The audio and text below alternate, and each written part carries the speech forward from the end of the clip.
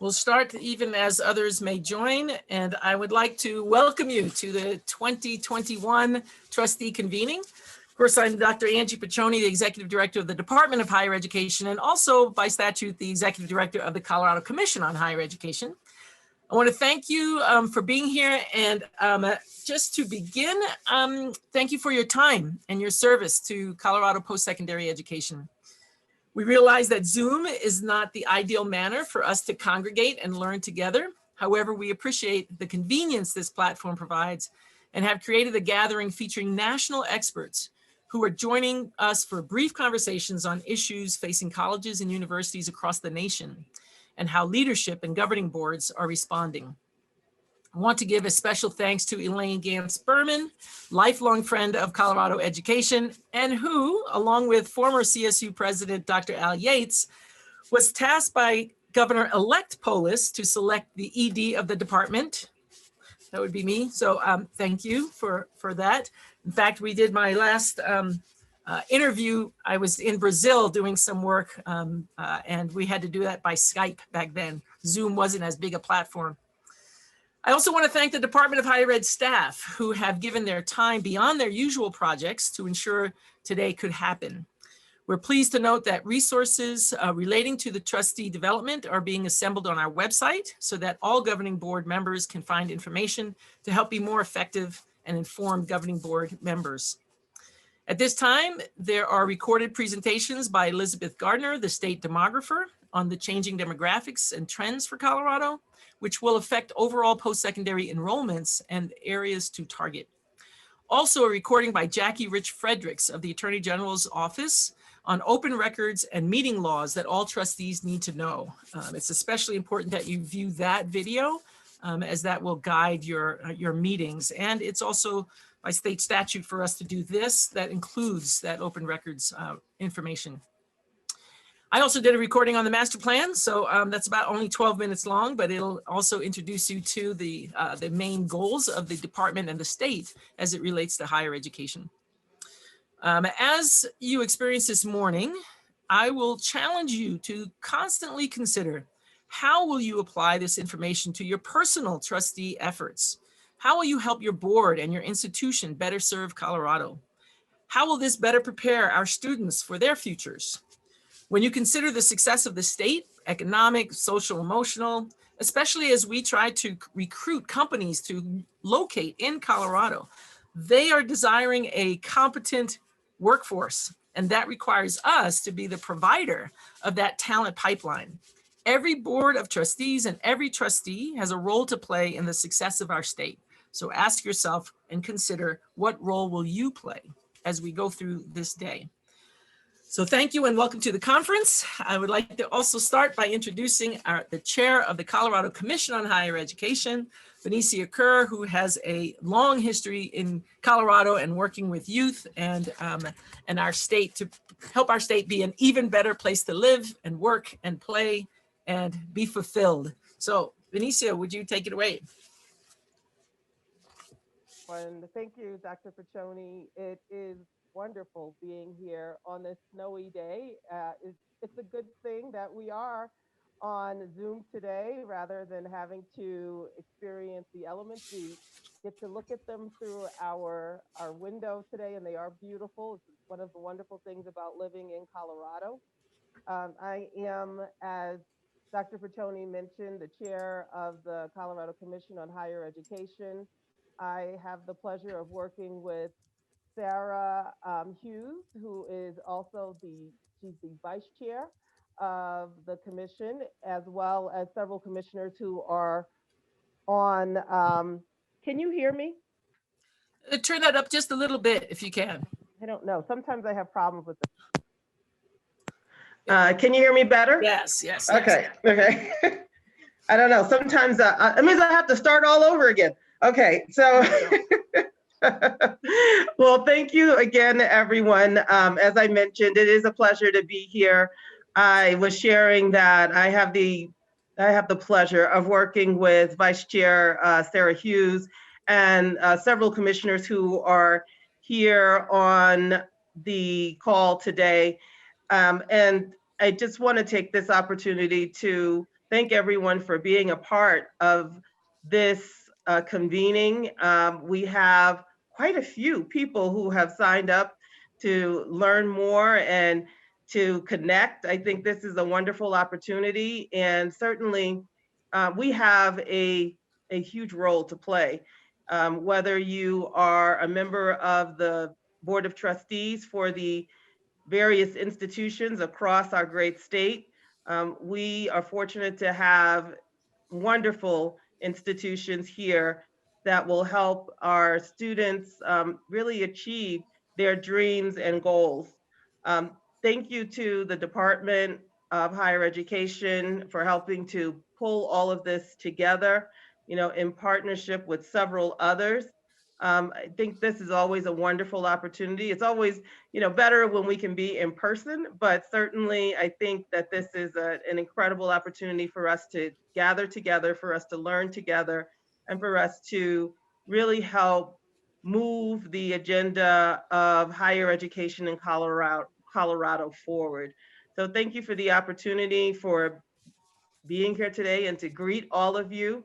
Thank you so much for being here. I'm glad that I was able to join today, and I look forward to interacting with all of you both today as well as in the future. Thank you. Great. Thank you, Chair Kerr. And I also want to thank, as you said, also I want to thank Sarah Hughes, the Vice Chair of the Commission, Allison Griffin, a trustee at Colorado Mesa University, and certainly a dear friend to the department, Landon Mascarenas, the member of the Colorado Community College System Board. They've given exceptional use of their time and their contacts to help form today's agenda, and we certainly appreciate their efforts and their work with the emerging trustee network. So many people to thank.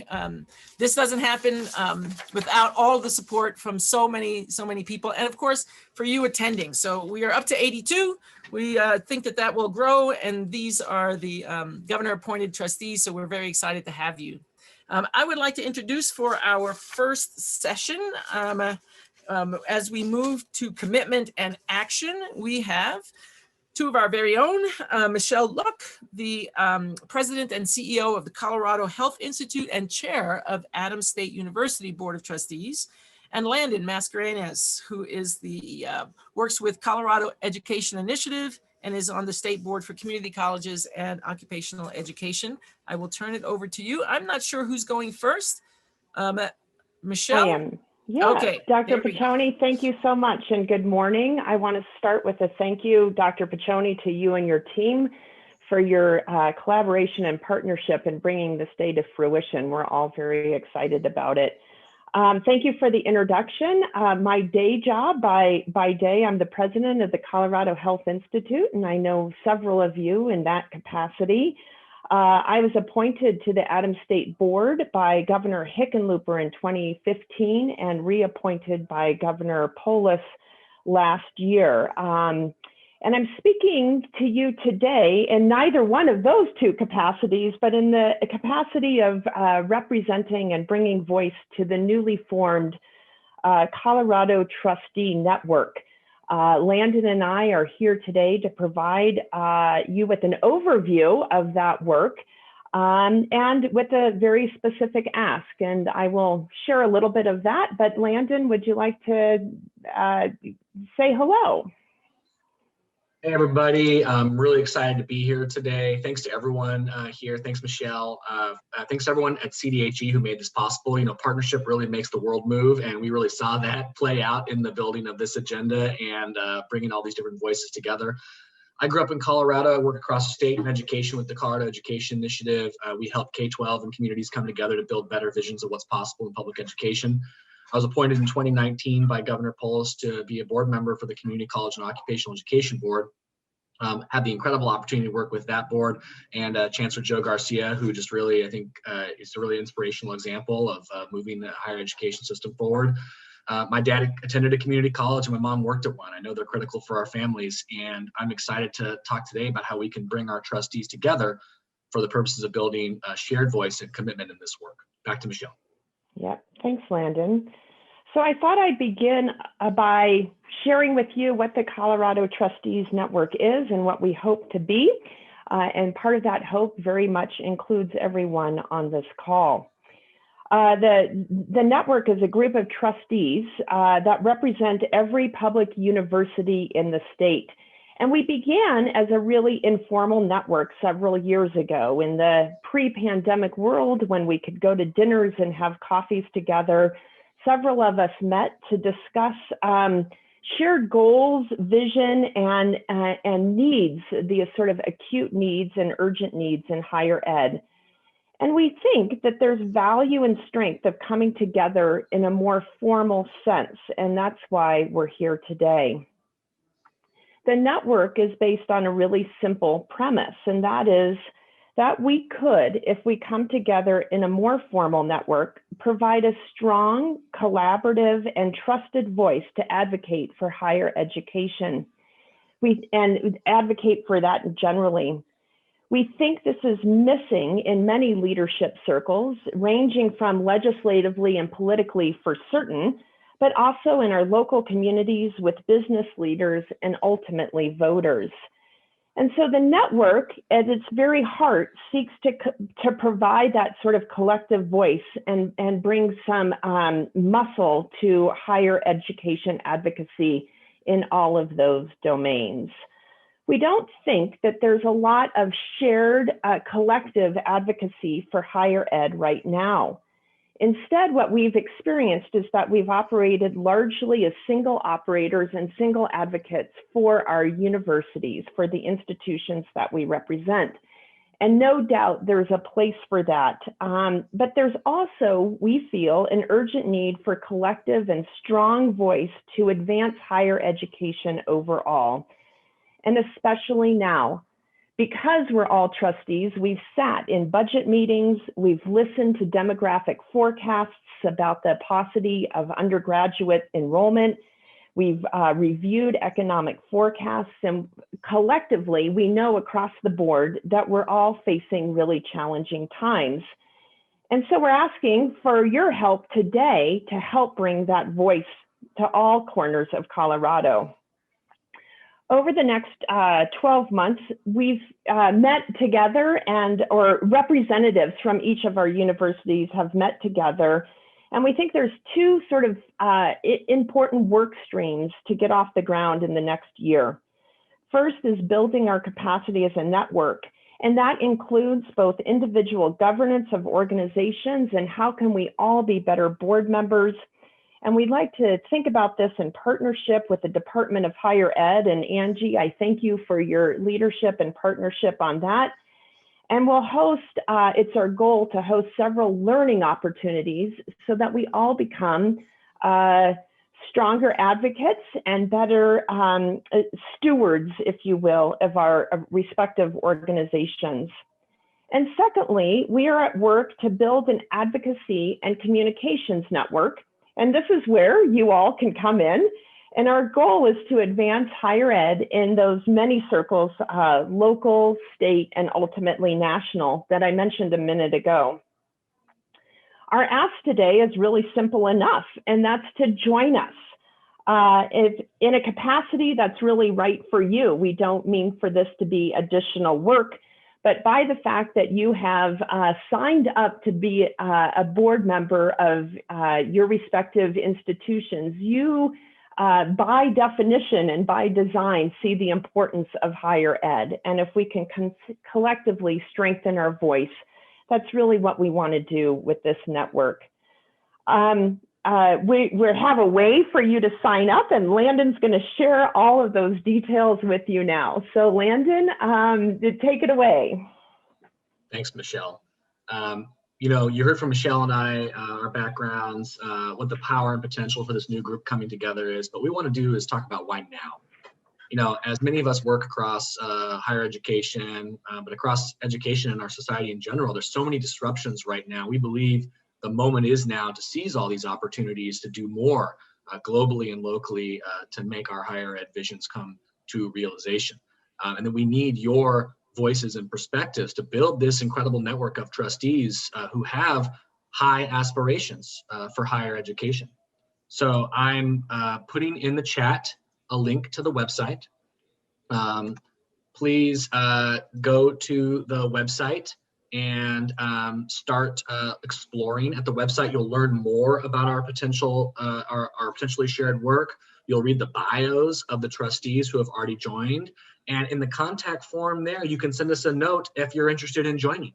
And if you have any questions or you want to learn more. So it's a really easy way for you to jump and kind of learn more about our work together and to let us know you're going to be a part of it. But really incredible and really important is building that understanding of what you as the trustee network more broadly want to build in that high aspiration for higher education. So I want to say first, thank you to the community college system and Sarah Heath, who's going to be walking us through some survey questions to make an interactive and engaging way for us to assess what the areas and interests you're going through. So Sarah, tell us how to jump on to Menti here.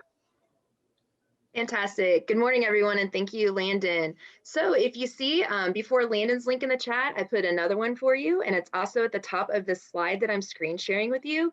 It's www.menti.com. It's really best if you use your phone because then you could still watch the screen on your computer so you don't have to go back and forth. So if that's possible, you can definitely do it on a computer, but the phone is preferable. You're going to go to www.menti.com and use the code 3400114.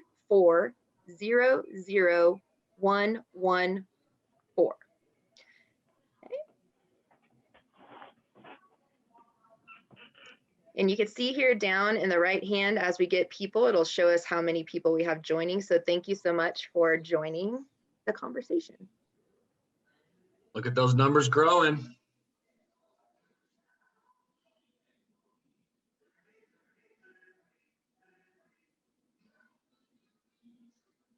So again, it's www.menti.com, and it'll prompt you to enter a code, which is 3400114.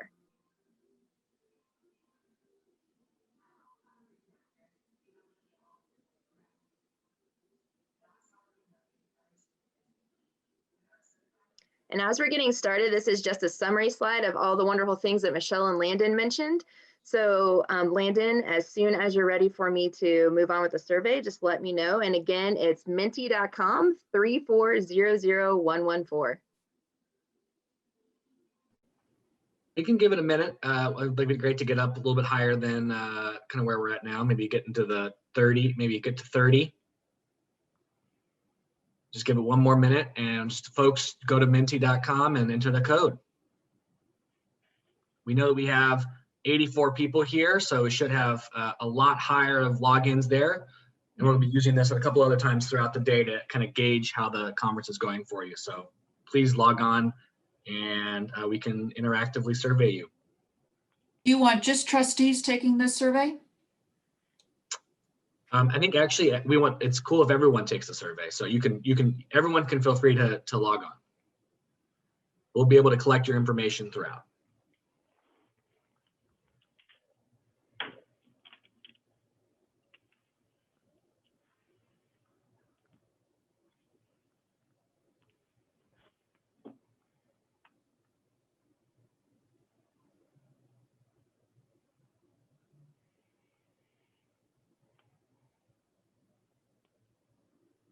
We still got people coming through.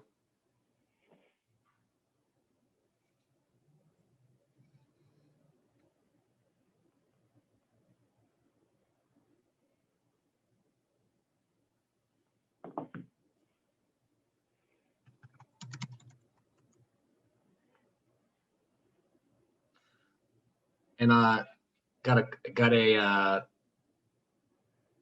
really a couple questions in the chat. You don't need the space, you can just type the numbers in.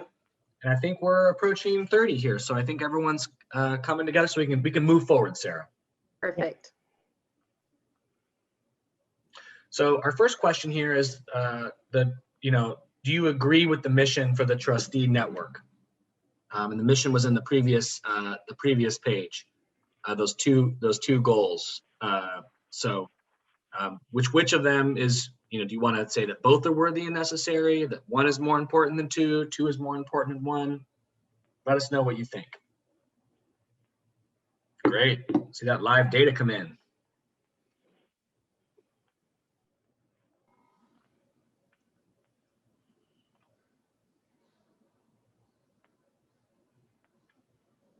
Great. So pretty much everyone in the system right now says that in this group, in our now 50 strong, that both goals of the missions for the trustee network are worthy and necessary. Great. Let's move to the next question. So this one's going to be an opportunity for you to rank your top 3. Of the 3 issues below, which should the trustee network focus their attention?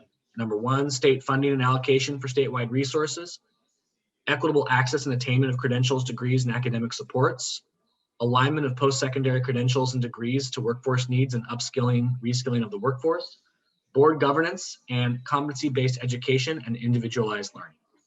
So in the system right now, you can actually pick your top 3 options.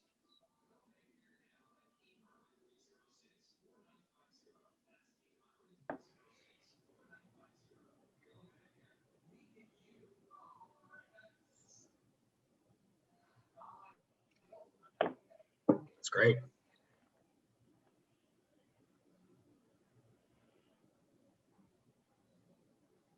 Hey, Landon, this is Richard. I'm on my phone, but I can't get to the options. So could you read those again? I'll text you, Richard.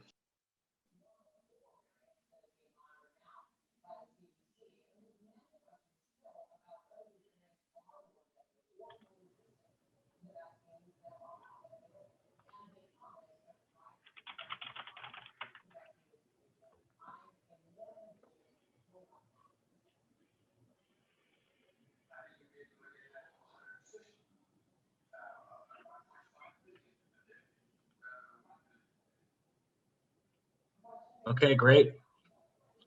Looks like number 1 is state funding and allocation of resources, then equitable access, then alignment of post-secondary credentials. It was really cool to see all those different pieces come in and get reordered.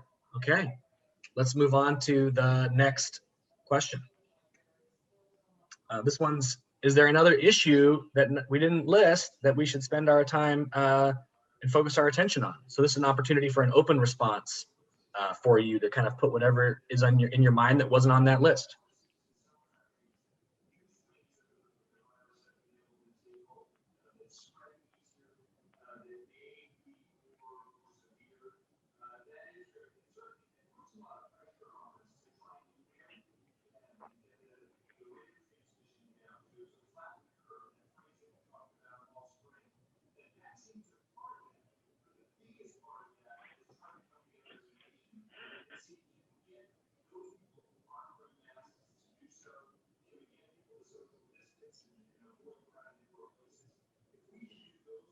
Love seeing all these topics coming back better after COVID, advocating for higher ed, board training, maybe slightly different, elevate the voice of Coloradans who want and need post-secondary education training.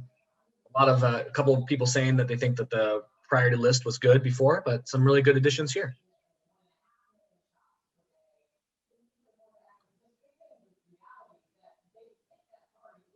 Okay, is stuff still coming in, Sarah, on this one? Yes, we still have some stuff coming in. We got about 38 responses right now. Great. Okay, give another 30 seconds or so, then we'll move on to the next question.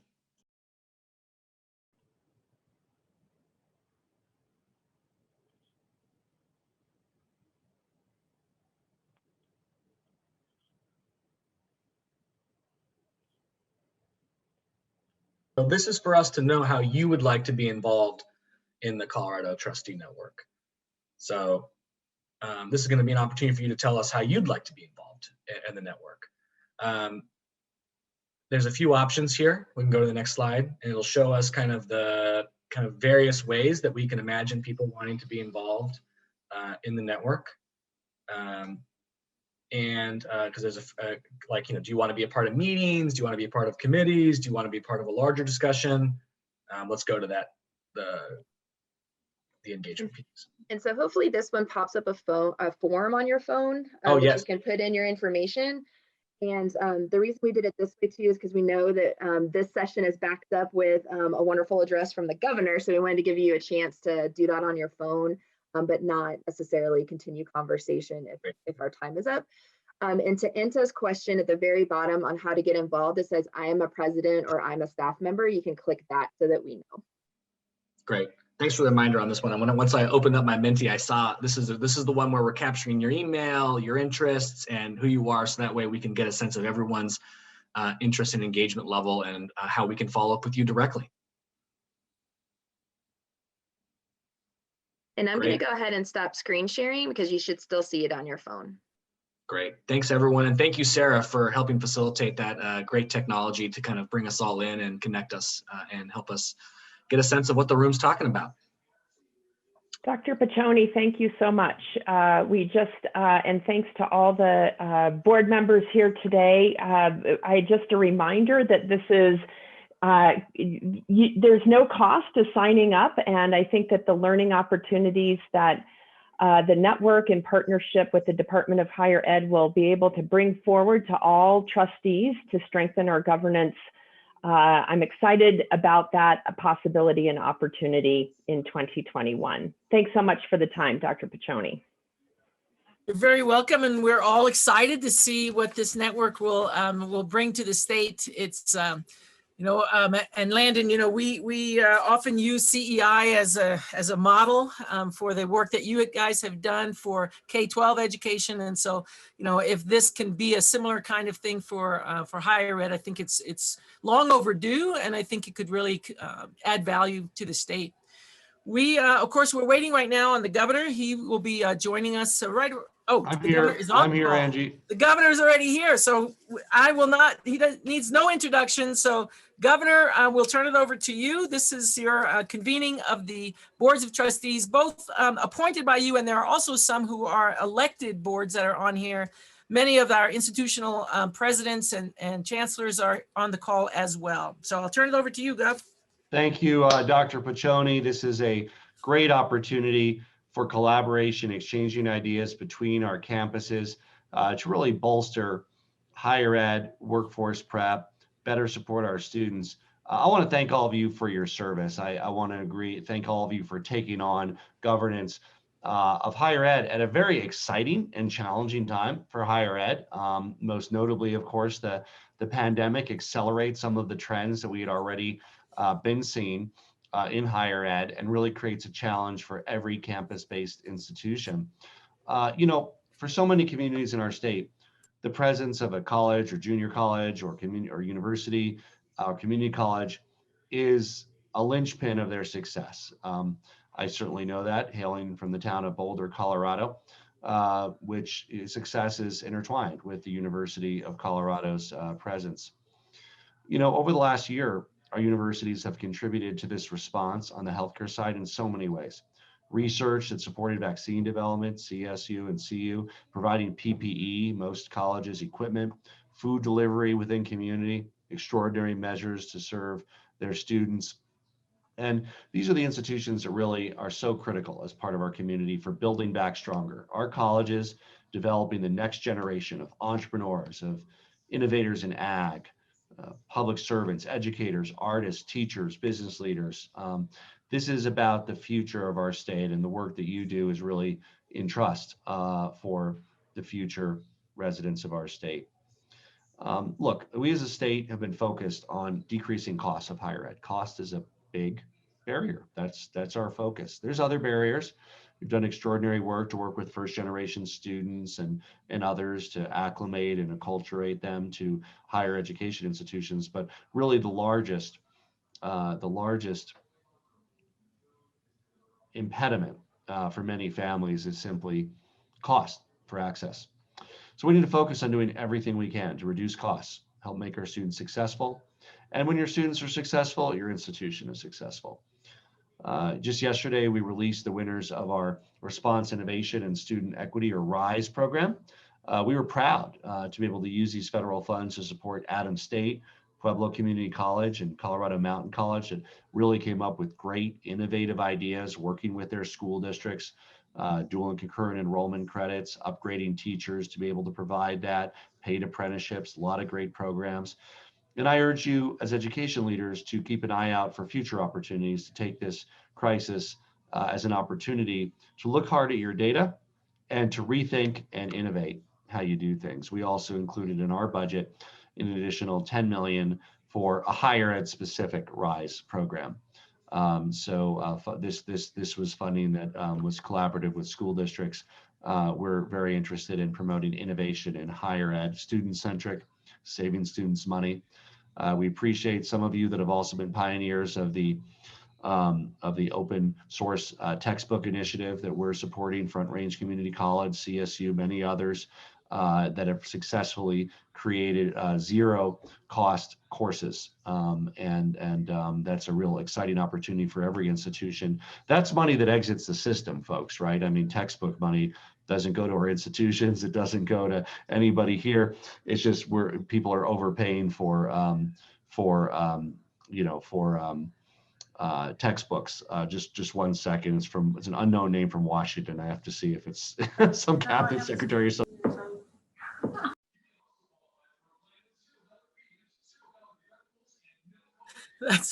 That's great. An unknown name from Washington. Of course, there's a lot of things happening right now with the new administration, so we got to give the governor a little bit of a leeway here, because some of these calls really are critical for resources coming to the state. And so, yeah, Joe, me too. I hate that when that happens. Yeah. Angie, while we're waiting for the governor to come back, can you elaborate more on the open source textbook program? Yeah, so that's OER, that's Open Education Resources, and the governor's back. Yeah, who else should I praise besides Front Range and CSU, Angie? There's one other leader that I can't recall on that. Who is it? Well, the CSU Pueblo, I mean, the whole community college system as well. CSU Pueblo, Front Range, in general community colleges. MSU. Which one? If you name one, you have to start naming them all. But we have had tremendous engagement from all of our institutions, truly. So it's so important because, again, this is money that just exits the system and leaves Colorado. And Joe Garcia says, community colleges, yes.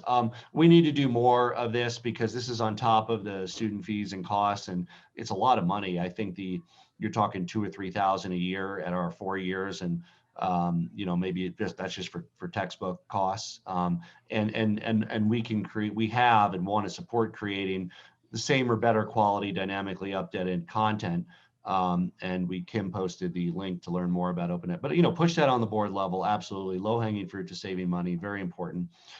But look, we need to recover better and stronger than before. It's not like going back to how it was before the pandemic. If we do that, higher ed will continue to struggle. It's about using this opportunity as an inflection point to build back better.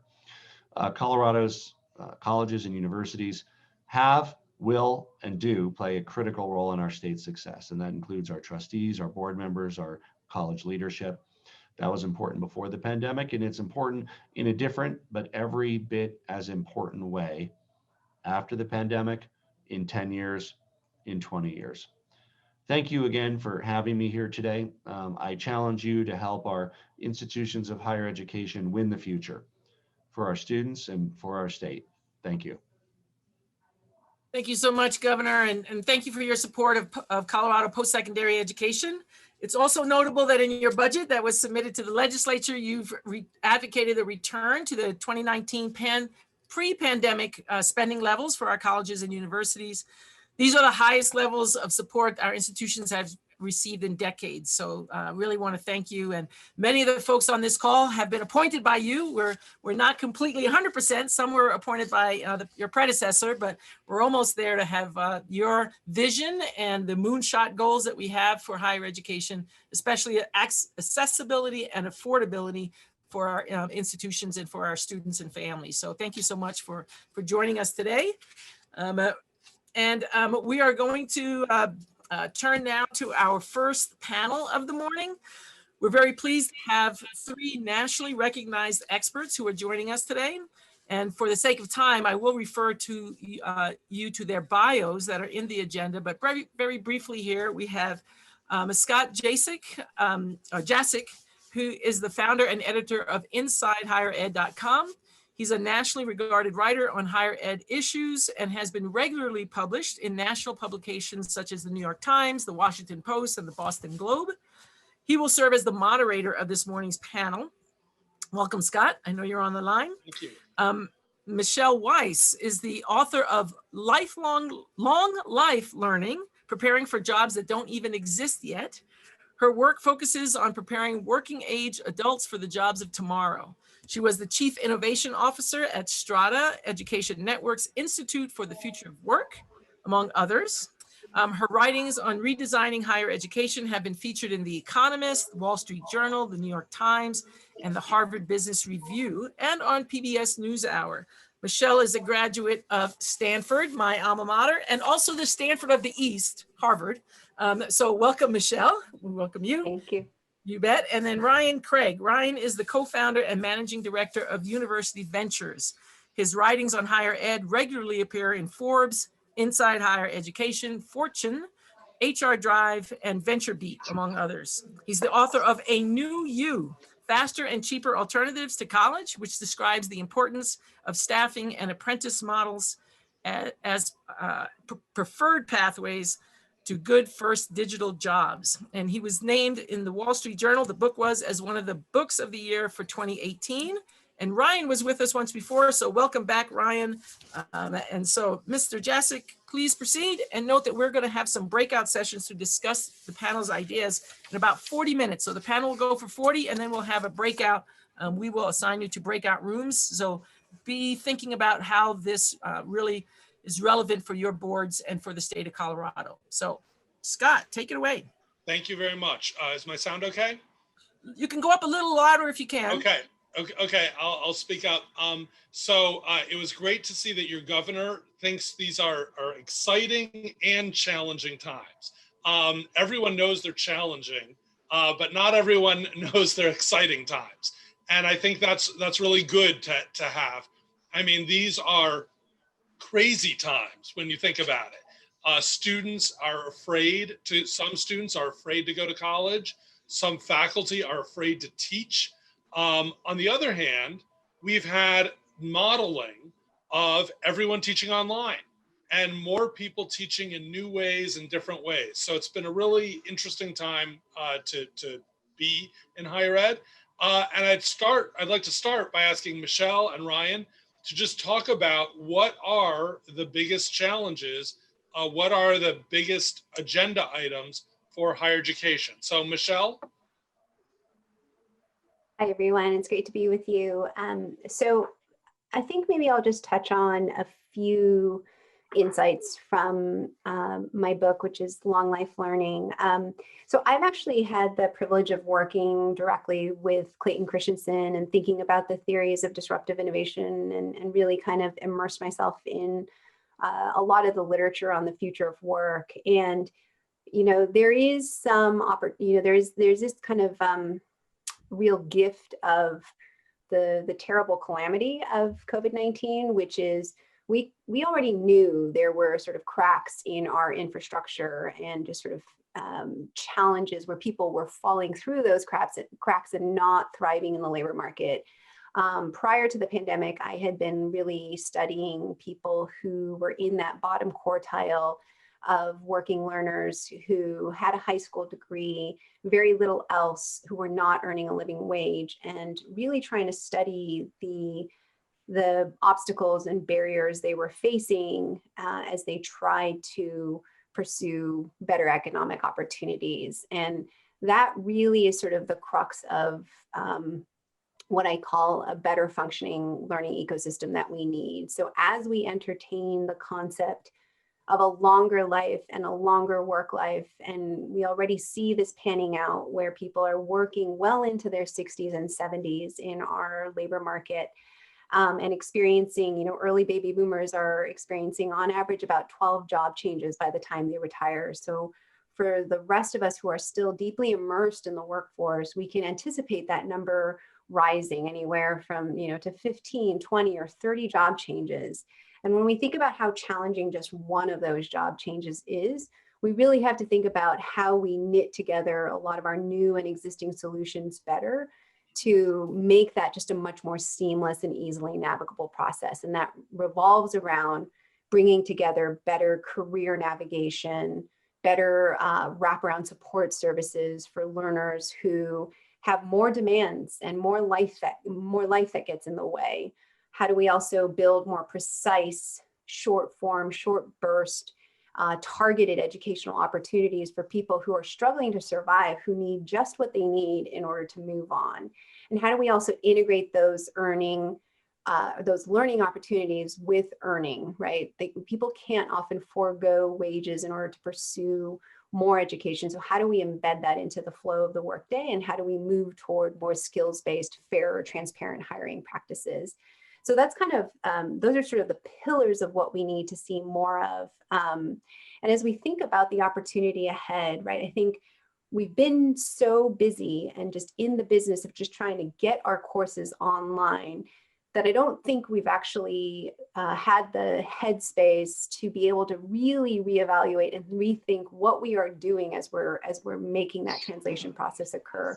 So how do we actually move to more inquiry-based models and problem-based learning models so that people are not only building up their technical skills for the work of the future, but also broadening their human skills for the needs of the labor market? And it can't always be these longer form 1-year certificates or a 2-year program or a 4-year program. The demand is so clear for these integrated earning and learning experiences and more precise educational opportunities. How do we really think about leveraging this moment to move away from content-based delivery to problem-based inquiry? So I'll just stop there. Well, let me ask a follow-up question. Can you talk about the short-term programs? What are the obstacles to having more programs that are like that we need? So part of the issue is that a lot of the kinds of emerging skills that we're seeing in terms of technical skills may not actually be offered by a lot of our traditional institutions, even some of our community colleges who have traditionally kind of been the group that we go to mitigate workforce shortages. Some of these skills that we are seeing that are sort of better packaged for learners are happening in these, what I call on-ramps. These are almost kind of like Ryan Craig's last mile training providers, but very much focused on those sort of lower tier, the folks who only have a high school degree, who are really struggling. And they're building those kinds of human and technical skills in cybersecurity or advanced manufacturing or healthcare or these various other programs where it's both the kind of human and technical skills building. It has really tight wraparound support services because a lot of these learners are formerly incarcerated adults or people who need to navigate the benefit system. There is real kind of high touch human touch points to kind of keep people accountable. And then there are really innovative models of apprenticeship models where some of them are kind of like these outsourced apprenticeship models or try before you buy programs where employers get to try out people from these typically kind of overlooked populations to see, oh my goodness, they really do have the skills that we need, and kind of mitigates the risk in that hiring process. So it's a combination of kind of stitching together a lot of those pillars that we need to see more of in those short burst. And one more question before I go to Ryan. And what are the barriers? What is hindering colleges from creating more such programs? I think one of the barriers is that we keep trying to do it within the confines of Title IV funding or under our existing regulatory environment, instead of trying to tap into some of the learning and development or training and development dollars within employers where there would be more flexibility to move outside of always trying to think of how do these all add up to a degree. I think we're constantly kind of obsessed with how do we, even as you saw the move towards competency-based education, you saw this kind of movement happen where, okay, we're going to shift from 120 credit hours to 120 competencies because we're trying to always kind of fit that new light bulb into the same old socket. But as we think about the kinds of needs of learners, yes, it's important later to have the ability to stack these things into something larger, but that can't be the starting point of where we begin. I think a lot of the way in which we approach curriculum development is, let's look at this degree and let's figure out how to chunk it up into more bite-sized, easily consumable content, but that shouldn't be the way we start the conversation. How do we actually get to the precise skills and competencies these people need to build? How do we do this in a way that's more immersive or leveraging AR and VR, these sorts of things? It needs to be the starting point where we center on the needs of the learner, as opposed to kind of building around the construct of a degree. So Ryan, how do you see these issues, and what do you see as the major problems facing trustees and institutions? Well, thank you. It is a nice change of pace to not be debating who claims that there is no skills gap and that what higher education is doing is just fine and dandy. But good to see Michelle and Scott. Look, I think you know, in my most recent book, Faster and Cheaper Alternatives to College, I sort of set out the rationale for this emerging last mile training ecosystem that we're seeing, and why it's so important. And reason number one is that the single biggest change in higher education over the last 20 years, and this will be no surprise to anyone in this meeting, is that 20 years ago, if you'd surveyed people who were matriculating into a post-secondary program and you'd ask them why, only about 50% would have said it was for reasons of job or income or career. And now if you ask that question consistently, survey after survey, north of 90% say that's the reason. And it's easy to understand why. It's just gotten that much more expensive. And it's not just the tuition, obviously, it's the fees and the cost of living, but all of that has added up. And you now have the example of millennials who graduated out of the Great Recession into underemployment, who have underachieved economically on virtually every economic metric relative to prior generations. So that's a real warning sign. And to your initial question about what's changed in COVID, I'd say there are two big changes to what was already a fairly perilous situation for higher education. One is the entry-level hiring market has gotten a lot tougher. So when employers need to hire remotely and have someone work remotely, their criteria for hiring goes up. The bar is much higher. And so we are seeing a very depressed market for entry-level hiring for college graduates. The second is that virtually every post-secondary institution in the country, I think with maybe 11 exceptions, opted to keep tuition at sort of pre-COVID levels, despite the fact that they were moving all instruction online or remote. And I think that that's given rise to or contributing to increased skepticism around the value of the degree bundle that these institutions are providing, and will probably likely accelerate the unbundling of higher education, which was the name of my first book, Viewing the Degree as a Bundle, and looking at what technology has done in other sectors. We know we don't buy music or television the way we used to buy it. We sort of pick what we like. Well, there are going to be institutions that will emerge that will essentially be delivering an unbundled offering. And you can actually think of these new last mile training programs, these boot camps, these income share programs, these apprenticeship programs as delivering exactly what students are looking for, which is a faster and cheaper pathway to a good first job. As to what colleges and universities could do about it, it's a great question. I think fundamentally the biggest problem is that the interface that colleges and universities, that any Title IV eligible accredited academic institution has to the labor market is not great. It's not optimal. I mean, typically you'll look to career services to have that window, but the relationships that career services will have to employers are superficial. They're relationships that go into HR, if they do even that, and certainly not to the hiring managers who have the need for the talent and who understand what the skill needs of the organization are. Too few colleges and universities around the country are able to truly partner with an employer or group of employers and really understand what the skill needs are in order to develop new curricula. Too few academic institutions have former professionals from those industries. And I just wrote a piece last week about community colleges, talking about how, why Jill Biden needed to get a doctorate in order to become a full-time faculty member at a community college. You shouldn't need to, get a PhD to teach at a community college. Community colleges should be, in many ways, privileging those with skills and experience and networks from the private sector, from those very industries where students are looking to launch careers. So let me stop there. So what would it look like if a college had a good vision as to what students need in job preparation? Well, I've suggested a number of steps that colleges can take.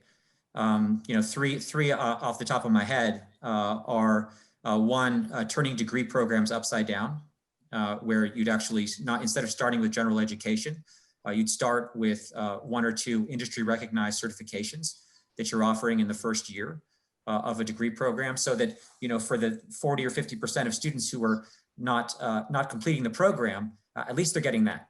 At least they're getting those industry recognized certifications. And that requires all kinds of gymnastics internally to do that. That's not easy, and no faculty member is going to be supportive of that effort. But there are examples of institutions that have done that. BYU, Path BYU Idaho, their new online institution has done that, and that makes a lot of sense. Another one is digital credentialing.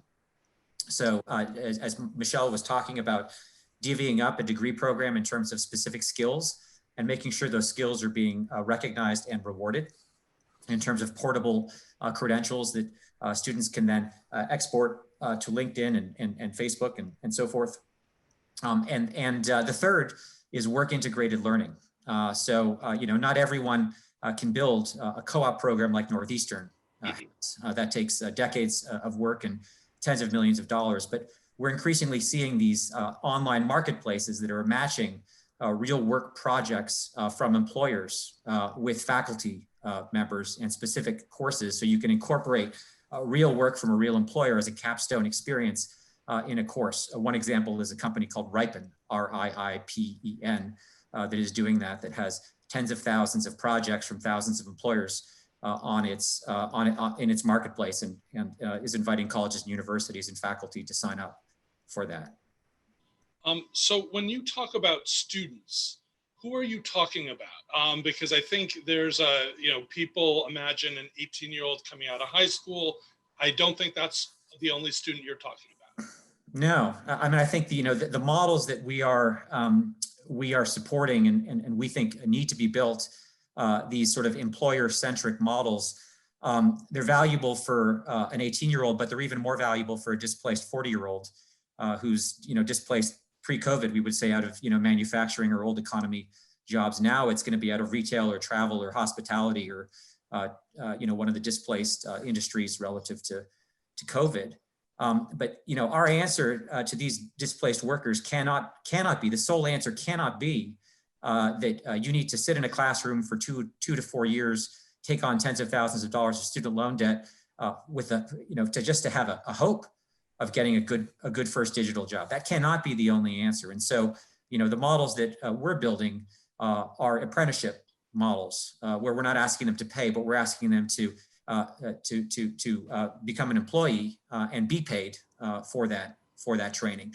And those are the kinds of models that we think are likely to proliferate across the country. The hard part is that for an academic institution to do that, the question is, well, who's the employer going to be? And there's a reason why apprenticeships in America have not expanded beyond the traditional building and construction trades, because in those trades you have established intermediaries who are going to be those employers, namely the unions.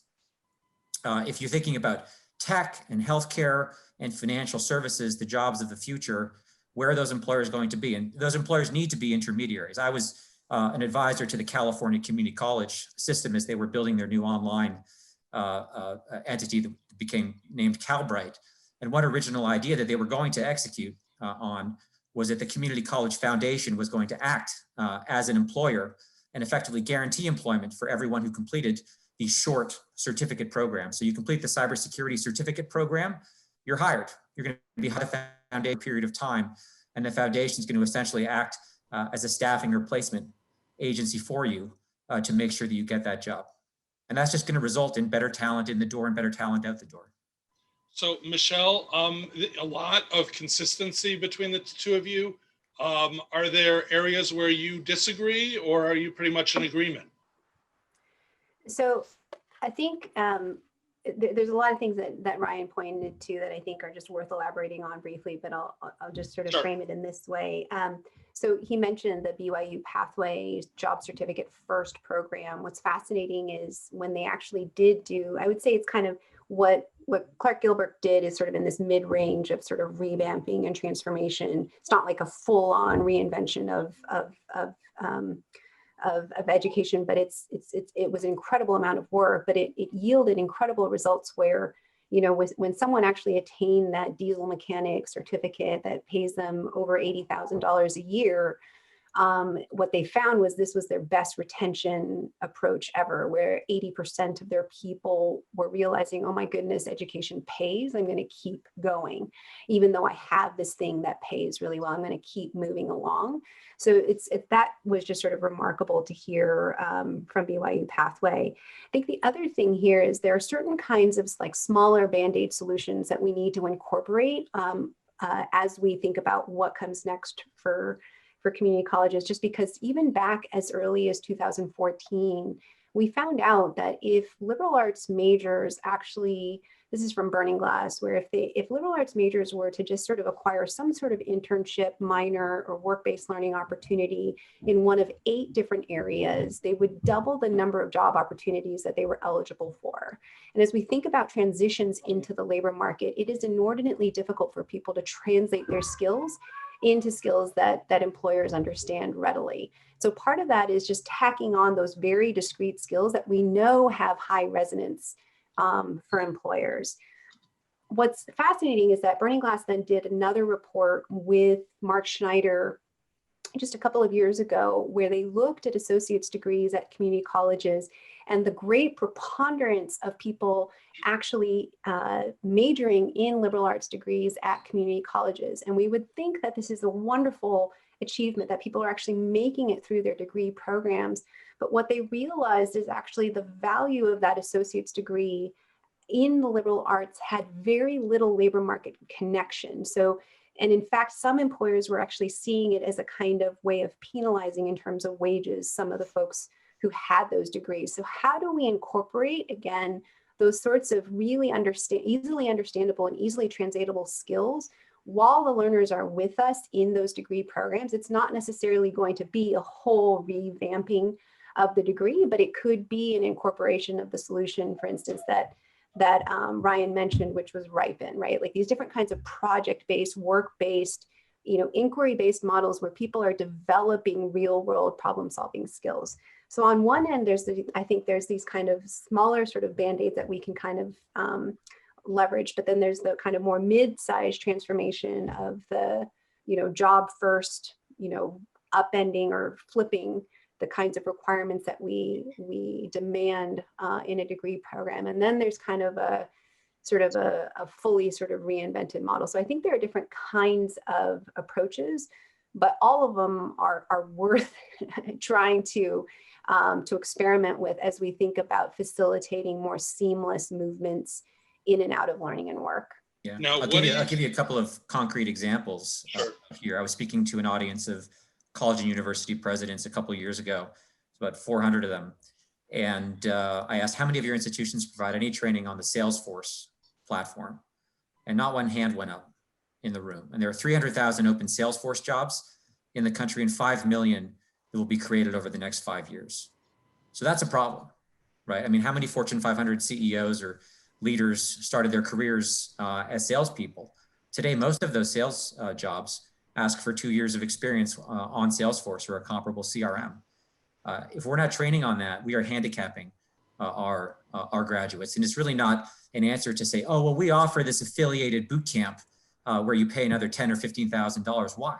Why is that not incorporated into the curriculum so your graduates have that? Another example is Epic. There are 100,000 open EPIC jobs. EPIC is the leading electronic medical record system, the core patient unit record system at hospitals and healthcare systems. There's not a college or university in the country that provides training on the EPIC platform. If you were to characterize, your typical entry-level job that one of the graduates of your institutions is trying to get, whether it's, again, a 40-year-old or a 22-year-old, the best way to characterize it is they're going to work for some organization where they're using one or more software platforms to help manage various business functions. And if we're not training on the software platforms or the business functions, we're not doing our job. So, Ryan, what about the liberal arts? A lot of the trustees here today are trustees of institutions that have a lot of liberal arts programs. What should they be doing? Look, I think that we do a great job equipping our students nationally with the cognitive skills, critical thinking skills, communication skills that students need.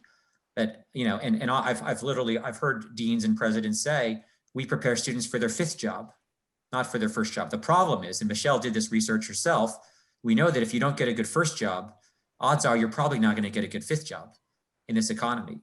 Her institute showed that if you're underemployed in your first job, 2/3 of the time you're underemployed 5 years later, and half the time you're underemployed a decade later. So it's a real problem. You're doing a disservice if you're not equipping them for the first job.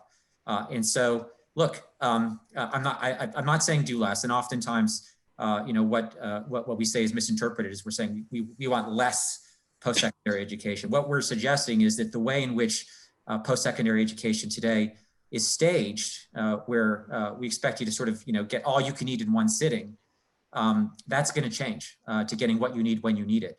And we need to be responsive to the job market. If employers are saying entry-level jobs, the most important thing, most important elements are specific constellations of discrete technical skills and business knowledge, we need to address that. And maybe that means less critical thinking, cognitive skill development up front, and more later on as students need it, what they need when they need it.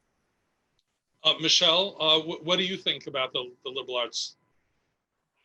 Well, I am someone who used to be an English professor, so I deeply, I obviously really believe in the importance of a liberal arts education. I think what is critical to think about as we think about our more mature learners, someone who is 55 and realizes that he still has a good 20 years to remain in the labor market and doesn't really quite know which way to go and how to think about what skills he has accumulated over, his 20 or 30 years in the workforce and how to surface what he is capable of doing.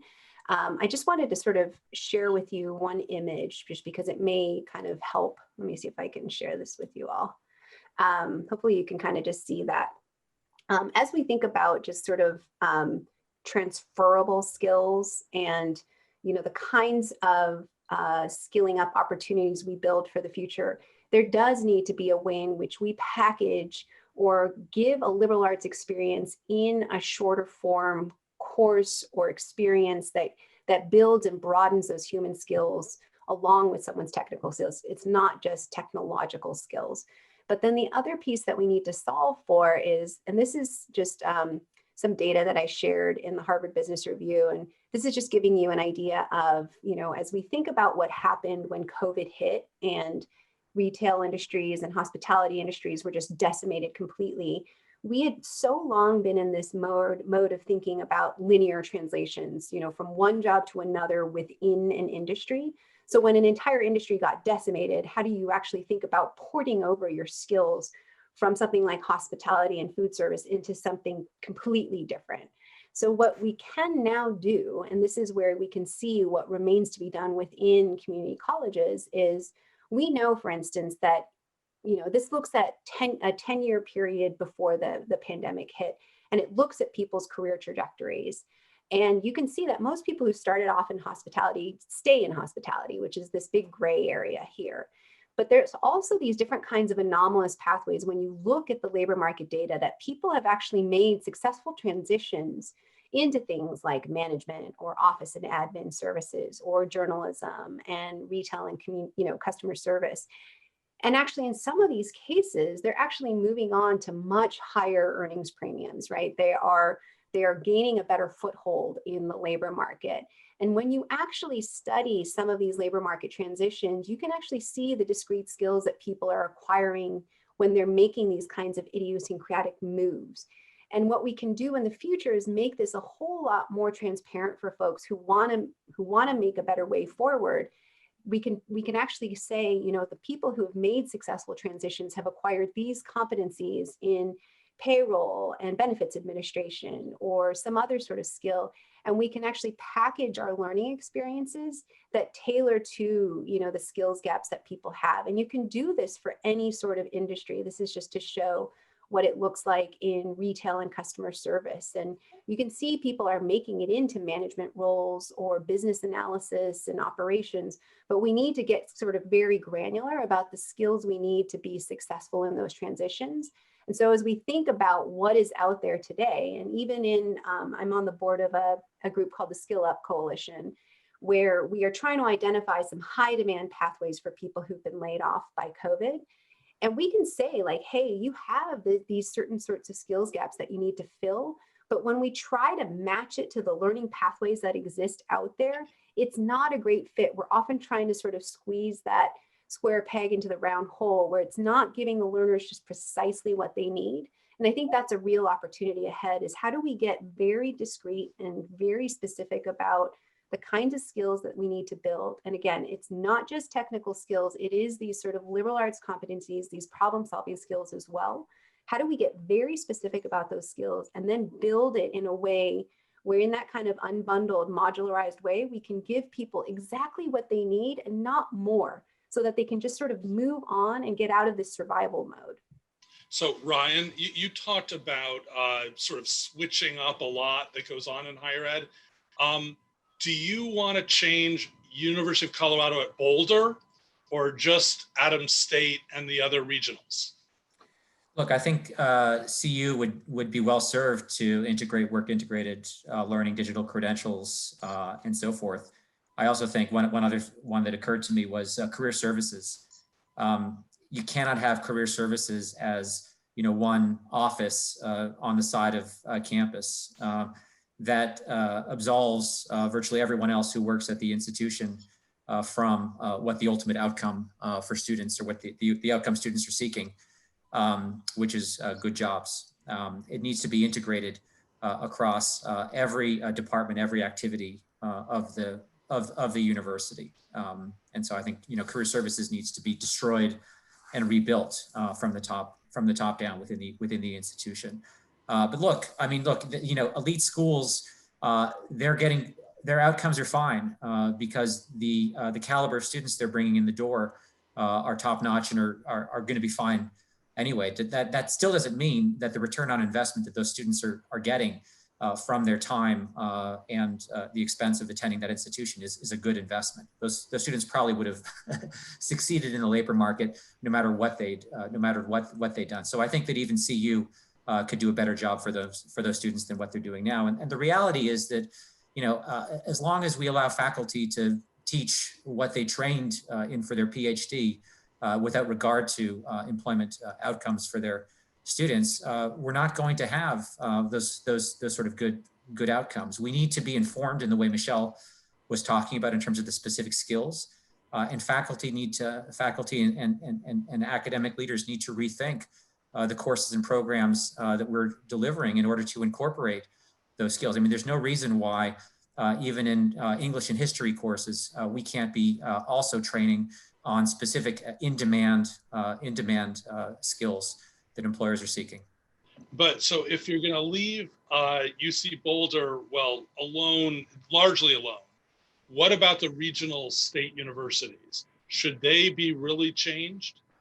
Well, those are the ones that are already coming under enrollment pressure and are going to be forced to change. I mean, there's no question. We're seeing that across the country right now with students increasingly skeptical of the value of those degrees from institutions that, you know, don't have the kind of brand that CU has. So I think they're going to if they don't change in the next couple of years, they're going to be forced to change because they're facing increased skepticism combined with a demographic cliff. And so what would be a first step to take if you are a trustee, if you're a president, of one of these regional state universities? You know, again, change the way career services is viewed. Work integrated learning, digital credentials, upside down degrees. Those are all things that are achievable at virtually every institution. And then think about unbundling. You know, your degree. Allow students to kind of pick and choose what they want. Don't assume that everyone wants everything. See if you can't offer a faster and cheaper pathway to good first jobs that maybe doesn't involve a degree immediately. Create off-ramps to your degree programs. I mean, I talked in my book about how even the vaunted Northeastern co-op program, if you ask them, say, well, what would happen if a sophomore goes off for a co-op experience at an employer and an employer offers that sophomore a job, a full-time job? And the answer is, well, I don't think that employer would be invited to continue participating in our co-op program. And that cannot be the answer, because that could be a great outcome for that student. Give that student the opportunity to off-ramp and then potentially on-ramp later in order to complete that degree. So that goes back to the sort of stackable credentials Michelle was talking about. Michelle, what would you suggest as first steps for universities to take? Yeah, I wonder if maybe the question, instead of saying like, what should this university do versus that university, I wonder if we kind of look at it from that sort of higher plane of looking at the ecosystem of Colorado, which is a very unique ecosystem. Instead of continuing to work in these silos within the system of post-secondary education, if we really want to move toward a better functioning ecosystem, what is the shared agenda that Colorado has as a goal? And how do we think about this portfolio of offerings actually bringing their solutions together in a much more easily comprehensible way, so that a learner within Colorado knows the unique advantage of going to this particular place, or the connection of this community college to this employer, right? It's so hard to navigate from the perspective of a job seeker. But if we kind of zoom out one more level to sort of say, how do we actually just sort of, first of all, understand who's doing what? Because there's so much duplication of efforts and reinvention of the wheel. Where do we need to kind of pare down the sort of over, the sort of where we have too much activity on the same thing? Where do we need to fill some of the gaps? Who are the employers that we need to build relationships with? What are those skills that we just don't offer at all, right? Those kinds of skills building opportunities. What are the different formats that we're offering, and what other innovators are out there that are already doing this work that we need to understand better to figure out, do we build or buy this, right? Because in that question of like, do we build or buy, we're often reinventing the wheel and building within because we think we can do it better. But there just are these incredible partnership opportunities out there for the taking. A lot of those on-ramps that I talk about in the book, like JVS, IC Stars, all these different models, they're doing incredible work with the populations that we all care about, but their business cases are not necessarily functioning well, where they are overly reliant on government sources or philanthropic dollars. There's a real case to be made for partnership opportunities with community colleges in specific regions, right? And so I think it's important to figure out, how do we stitch together, if we think about the need for career navigation, wraparound support services, targeted education, integrated earning and learning opportunities, and skills-based, fair, transparent hiring. How do we take all of our existing solutions that we have today in Colorado and sort of map it against this and figure out how to make it so that if you pulled off anyone off a sidewalk in Colorado, they would know how to navigate this system, right? I think that is the kind of ideal goal, that Colorado as an ecosystem of its own can build this very transparent, easily navigable ecosystem for anyone to leverage. And then Ryan, how about the current faculty? How are they going to deal, or do you want fewer of them? It's a great question. Look, I think there will be fewer, because there'll be fewer students enrolling in many of these programs as we see an increase in supply of these new, faster and cheaper pathways to good jobs. And it's really a question on the college and university leaders and trustees as to whether or not they want to essentially get into that business.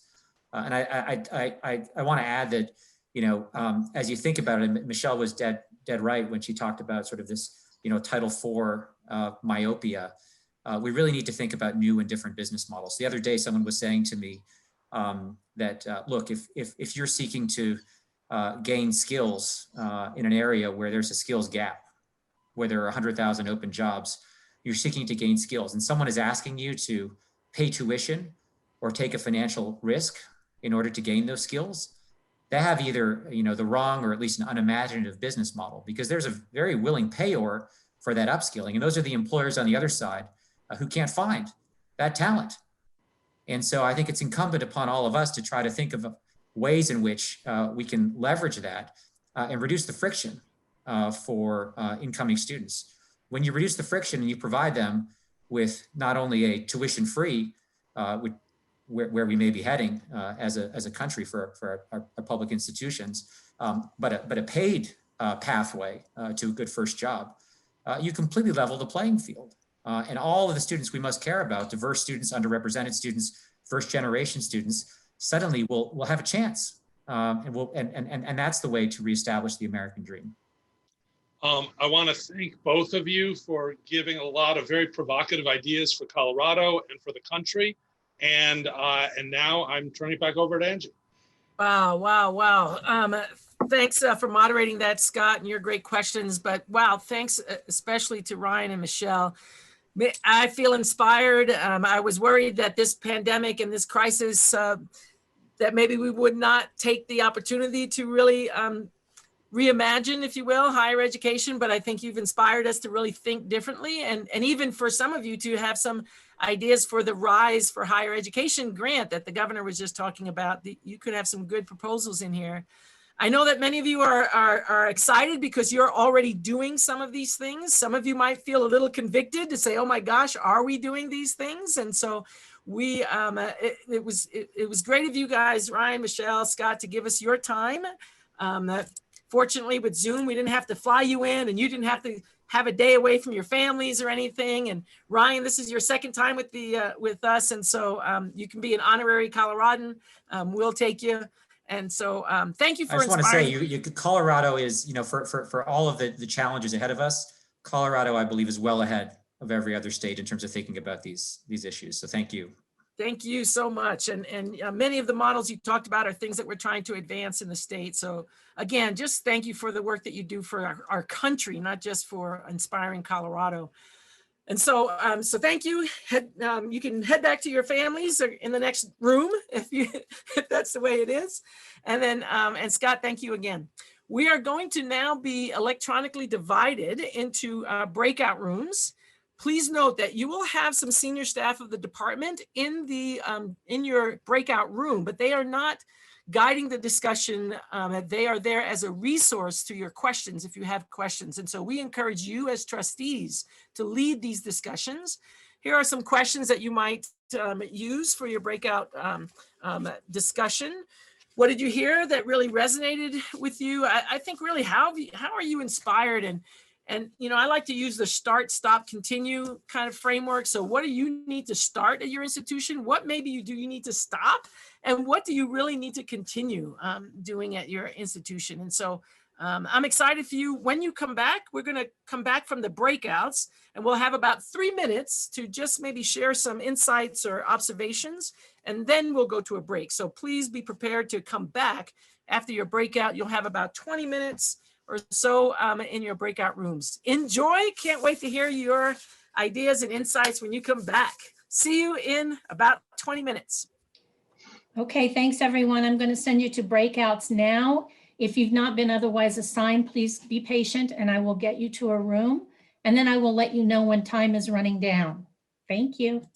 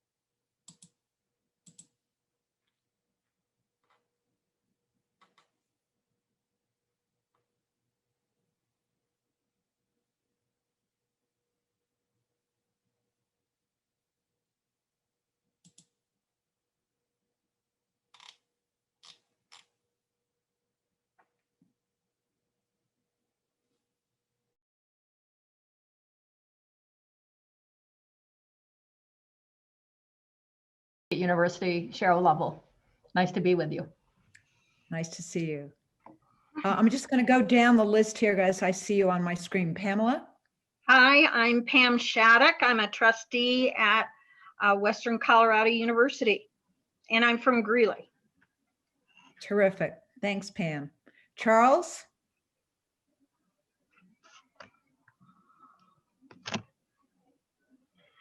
We'll skip over Charles.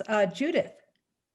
Hi, I'm Judy Steinberg. I live in Aspen and a little bit in Denver from time to time, and I'm a brand new trustee of the School of Mines. So this is a whole brand new world for me. Well, it's a great way to start, Judith. So we're glad to have you. Mary. Hi, I'm Mary Rubidoux, and I'm a brand new trustee too for Fort Lewis College. I come from the K-12 world, so I've been a superintendent in Telluride and various other interims throughout the West Slope. Wonderful to have you.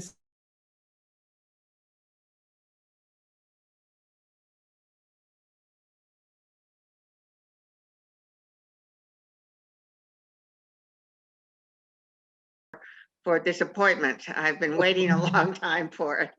So sorry, I have to leave you. That's okay. What board do you serve on? Oh, I'm sorry. I'm on the Board of Governors for Colorado State University. Wonderful. It's my alma mater. So I was so delighted to have the opportunity to serve on that board. And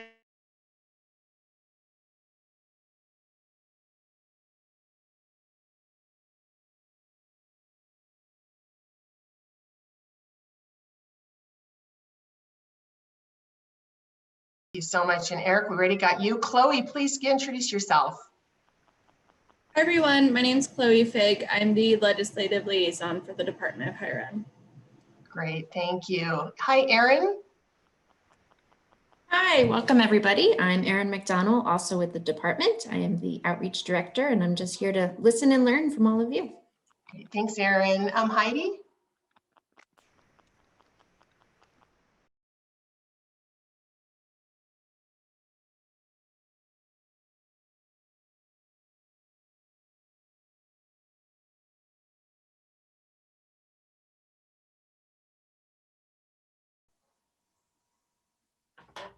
No, I appreciate that, Glenn. And it's great to meet you all and be in a room together and kind of connect. I think that one of the things I really took away from the conversation was just around that flexibility and dynamicness, and how do we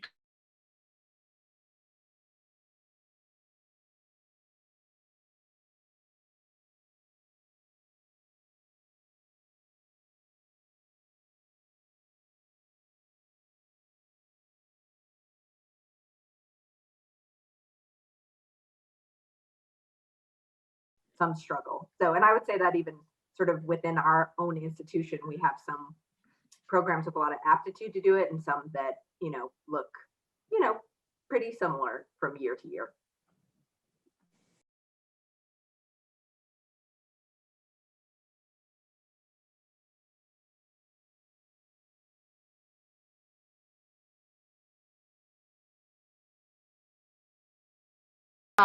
That the career services office is not used the way it needs to be used. And I agree 100% with what they were saying this morning. Plus, I'm the past director of the Small Business Administration for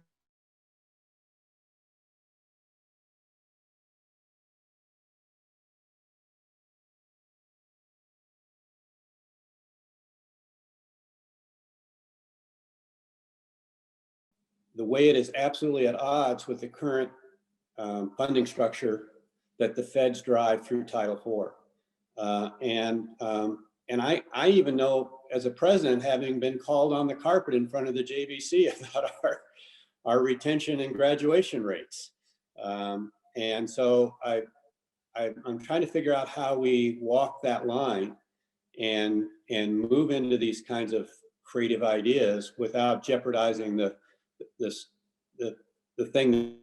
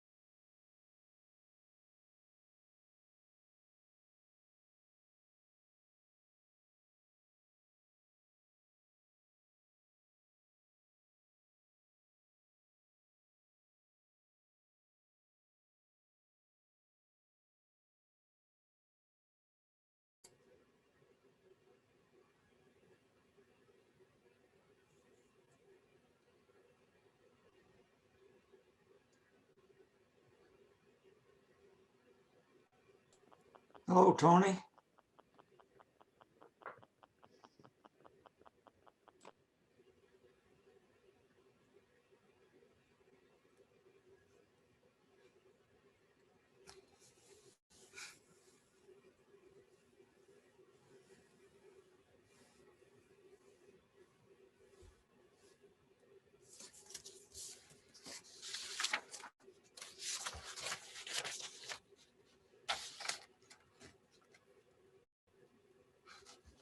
As we're coming back, would love to kind of get started on, we have about 3 minutes that we're going to use to just to share any insights or inspiration from the talk or from your breakout that you'd like to share with the larger group. So who would like to start us off with either insights or inspiration or challenge even?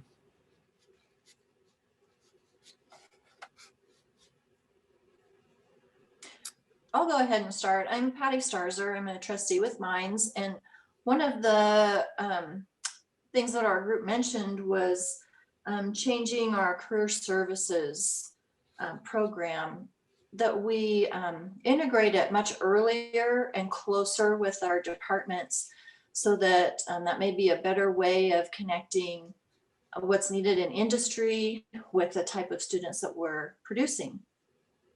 That's great, Patty. And of course, you know, the graduates of School of Mines, you know, they're I think most industries really want your graduates. And so because there's a reputation, of course, in quality education, but early work-based learning experiences, I think will be really helpful.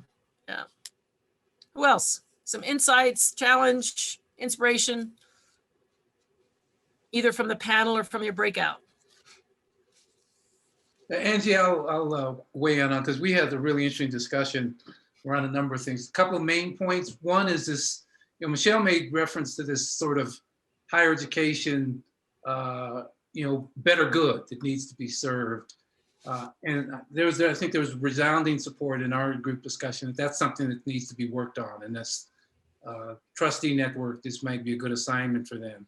The other point is around the skills-based education.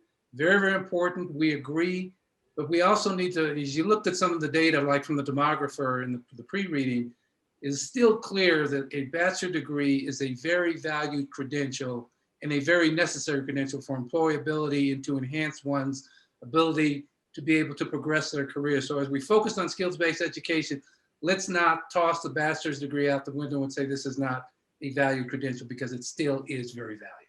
Right. Thank you, Russell. And I know from our, you know, Nate said in our breakout is, you know, the need for those stackable credentials. So I think someone said in the chat, if somebody is in a co-op kind of model and they get asked to be employed by that co-op partner, why not take the job then, but continue to stack those credentials so that they can earn their degree, maybe not in 4 years, but maybe, as folks at MSU like to say, in 10 years it could be. But if they're earning while they're learning, we can maybe make those things happen.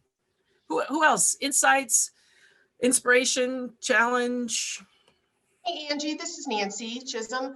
We had some interesting discussion as well. And one of the things we were kind of hearing across multiple discussions is the role of faculty, right? And some of these, you know, the changes that we're seeing and the critical role that they play. And if not resistance, just maybe some fear, right? And how they plug in, and maybe some there's more natural kind of transition to internship, you know, engineering, pre-health, nursing, but other areas where it may feel a little more threatening, or what am I losing? I think was one of the ways that somebody teed that up. So I think there's some good collective thinking that we can continue to have around that, around the role that faculty can really play and need to play in bringing them along on this journey. So that was an interesting discussion. Thanks, Nancy. And I don't want to take too much time from your from break. Sarah is screen saving or sharing. This is kind of a word cloud. Is that what you're doing, Sarah? Yes, so just to kind of recapture, if you have one word that keeps repeating in your mind from the breakouts or from the panel, you can enter up to 3 different words if you're having a hard time settling on one. So if you just want to enter in some words, just so we can kind of see the power of what the collective is thinking. Great. And we're going to take a break as well. So you can do that as we're also taking Dr. a break. Baccioni, are we going to continue with this? I know with all the groups, or is that basically closing the session? We're gonna, yeah, so we're gonna take a quick break, and then when we come back, we'll come back to another panel. And so it's 10:45, but the break is only gonna be about 7 minutes. That brings us back just after about 10:52 or so. So if we can, let's make it 10:55. So 5 minutes till 11, if we can, is that right? Yeah, if we can come back. Angie, can Mario give a couple of comments before we break? Sure, go ahead. Yeah. Well, thank you. Just our group actually was very engaged in the balance and the concern on tracking, specifically on the certificate kind of push. There's an understanding that there's definitely a need to provide skills and not necessarily add a stigma to the certificate, but also don't sacrifice the long-term value of a liberal arts education, which over the long term really provides growth, professional growth, and an evolution of the actual student achievement or the professional achievement across the board. And really the essence of bringing a deep-seated and satisfaction and fulfillment over the long-term career of somebody. And not just necessarily the focus of the job, which is interesting and it's very important. It's critical on getting a return on people's investment, but not necessarily getting into that kind of push on the one side of tracking. Acknowledging skills are critical, and getting into the labor force is important, but not at the sacrifice of the long-term kind of issues. Anyway. Yeah, thank you for that, Mario. And I think there's always been that tension between the skills and competencies and the liberal arts degree or that bachelor's degree that still exists right now. And what we're saying, and not just me, but what we're hearing, especially from our panel, is that we can blend those things so that it doesn't have to be that you get that degree in 4 years. Maybe you get it longer. Maybe there's all kinds of variety. And I think we should be open to that, to say what's in the best interest of the student at this time, and how do we help to prepare our institutions to meet the needs and be really responsive to both our economy and our student needs. And so I think it's a both and how do we make that blend and reduce that tension between those things? And of course, not to have that tracking. There was an article in the Inside Higher Ed this past week about that, about how stackable credentials might also have some equity issues. And that's what we're going to talk about when we come back from the break. So it's about 2 minutes till 10:50. Let's come back at 10:55, and we'll get started with the second half. Everyone, sorry, Angie, just a friendly reminder to mute and actually turn off your camera as well. We'll see you back at 10:55. Here we go.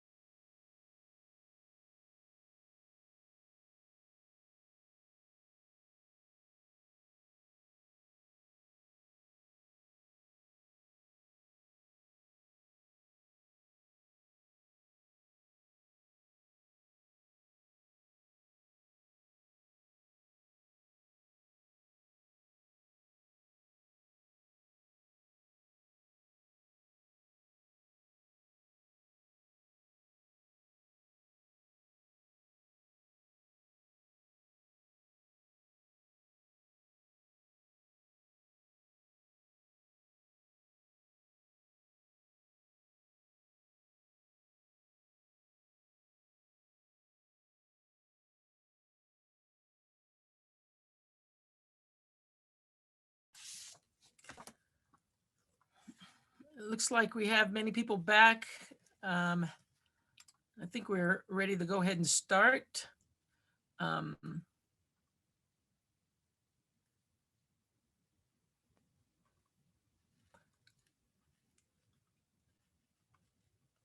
going to go ahead and start. Katrina, I'm not sure if you need me to do anything else besides just get started.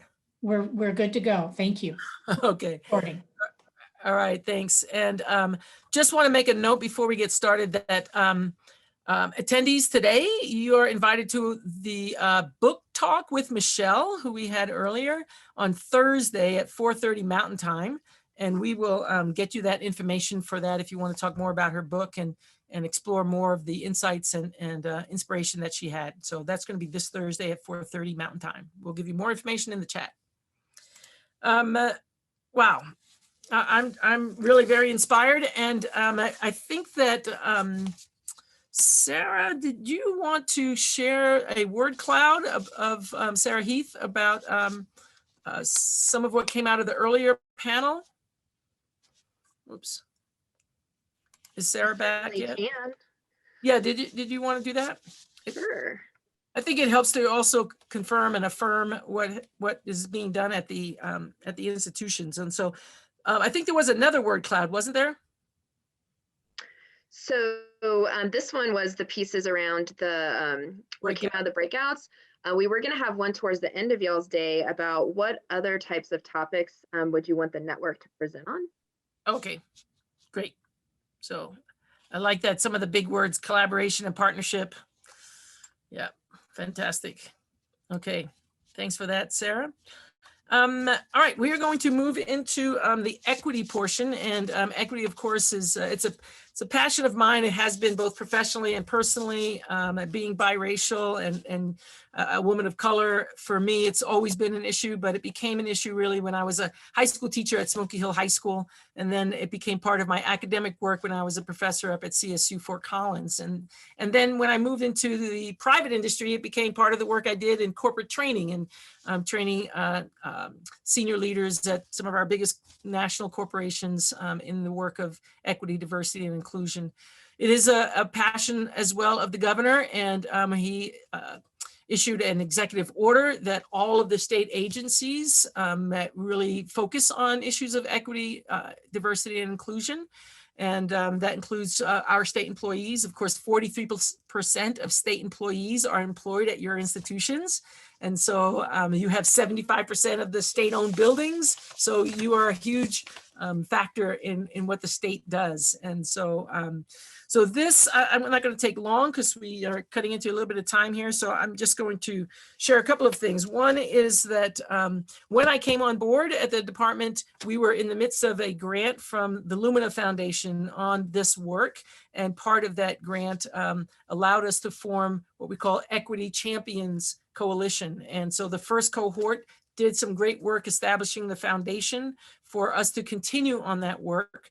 We also launched established the Office of Educational Equity in the department. We are still waiting to get some funding to have a Chief Educational Equity Officer, but until that time, we do have a senior advisor to the Office of Educational Equity, and that is Shelley Banker. Many of you will recognize Shelley from being the senior director of COSI, the Colorado Opportunity Scholarship Initiative. She is splitting her time between that and the Office of Educational Equity.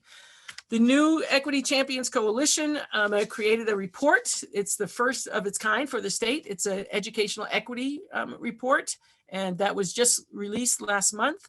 And we are very excited about the prospects of what that report will help to spur and inspire. So Shelley is going to share an overview of that report and introduce the next panel that will be moderated by Janet Lopez, who is the Director of Policy and Advocacy at Fort Lewis College and a trustee at Fort Lewis College. So without further ado, I'm going to turn it over to Shelley, who will provide an overview of the report and then introduce the panel. Shelley? Hi, thank you very much. I'm excited to be here. As Dr. Piccioni mentioned, I'm Shelley Banker, and I am going to give just a very brief overview of our report to let you know what it includes, and then I'll also encourage you to take a deeper dive into it. I'll include the link in the chat as our session goes on. First, just to let you be aware of the report that our Equity Champions Coalition put together in consultation with the Department of Higher Education. Many of the staff members at your institutions contributed to this report. And I hope that you'll take a look. It's near the end of the report where we list out all of those wonderful contributors who were able to dedicate time and resources and energy in helping us create this vision. The report itself sets out to really give us a strategic plan for our work moving forward.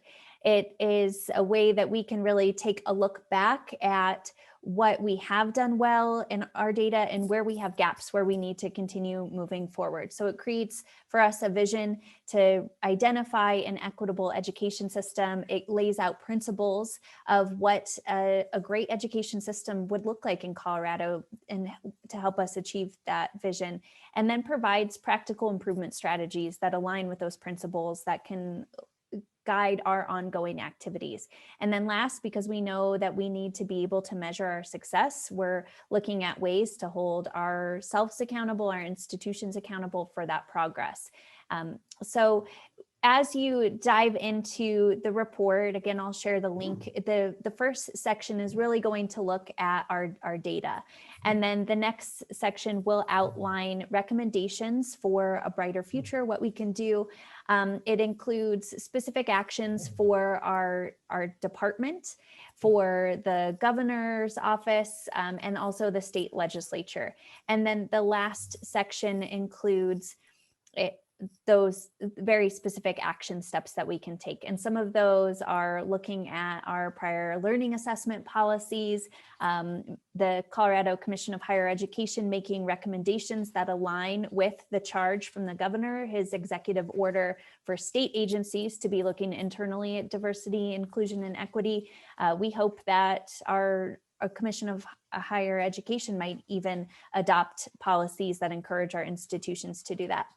And then the last big thing and kind of our first step that of the work that we'll be doing is a recommendation for a day of dialogue. So you will hear our presenters talk a little bit about that day of dialogue. We hope that this will be a formal signing opportunity for campus presidents, student organizations. We're working on getting other partners to sign on to that work. But this will be our real first step to acknowledge the report, acknowledge the action plan that's laid out. So you can save the date for March 15th, and I will make sure that a formal invitation comes to this entire group. So with excuse me, with that, I will hand it over to our moderator, Janet Lopez, for the rest of the panel. Perfect. Thanks so much, Shelley. Hi, everybody. I have the pleasure of moderating the panel that's supposed to hypothetically before you get really hungry for lunch. So stay with me. We got a really amazing set of panelists. Thanks so much. As Dr. Piccioni was saying, I work at the Rose Community Foundation, and I am a trustee at Fort Lewis College. So I'm really excited and honored to be asked to help moderate this panel. And I think it's really great that we're going to be able to, this is really amazing this morning, I think, to hear from some national expertise. And then this panel really has a combination of both national and local expertise. So really quickly, just to kind of, I want to introduce the panelists and sort of get into the meat of the questions. For those of you, if you did read that entire Equity Champions report, which I did in anticipation of being the moderator, but if you have not, it's a pretty meaty report. So it's really great that we have David and Ryan's expertise to kind of jump in, because they were knee deep in the report and kind of can send us to the best parts of it. But we're going to spend some time talking to our panelists, and then I'm really going to have an opportunity to have you all talk about, I think, an opportunity, I think, to share great examples across the campuses. And we're going to have a little bit of, maybe some humble bragging about things that you're proud of that you're doing in relationship to equity on your campuses. So I hope you'll participate. And if you don't, I know a lot of you, so I'll just call you out by name and ask you to unmute for a second. So anyway, very quickly, want to just quickly share the panelists. And this is an interesting panel for me because there's like 3 different pages of videos. So I'm just assuming if I don't see my panelists that they will unmute themselves. So very quickly, we are really lucky. Again, I think this is one of the bonuses of virtual convening to have Dr. Will Del Pilar, who is the Vice President of the Ed Trust. And he's the Vice President of Higher Education Policy and Practice. In this role, he spearheads the Ed Trust mission to highlight inequities and outline solutions in order to improve access, success, affordability, and completion in higher ed. And one thing I think is important to note is that beyond the work that he's done, and he's worked for Pennsylvania governor, he's worked in the Department of Higher Ed, he's worked at higher ed institutions, but he's also been a trustee at several higher ed institutions like all of us. Our next panelist is going to be Dr. Ryan Ross, and Ryan is the Colorado Community College System Office Vice President for Student Affairs and the Director of Diversity and Inclusion. His work in the Colorado Community College System focuses on access, equity, designing the student experience, and working to ensure that policies and procedures and practices are anti-racist. And I will just share on a side note that I work at Rose Community Foundation, and Dr. Ross is one of our newest grantees for, on top of all the amazing work he does in the system office, that he also has helps and supports the Urban Leadership Foundation. So on a personal note, excited to have him join this conversation. And then third panelist is David Olguin, and who is a non-traditional first generation graduate of the Front Range Community College at Westminster, and a current student working on his BA at the University of Colorado, Denver. David had a very long, when I was looking at his bio, he has his sort of community leadership in the education system is extensive, including serving as the student advisor to the Commission on Higher Ed, co-chairing the Equity Champions Coalition, and the liaison to the Colorado Student Government Coalition as well. And in addition to that, he plays a really active role at CU Denver with that Latinx undergraduate program. So I'm going to go ahead and jump in. Oh, I will be careful. So I see in the notes that Dr. Ross has not jumped on yet. So if he comes on, we're working behind the scenes though, perfect, to make sure. Great. No, well, no problem. We'll jump right in. So I would love to start with Dr. Del Pilar. And Dr. Del Pilar, I hope that you could sort of start with us.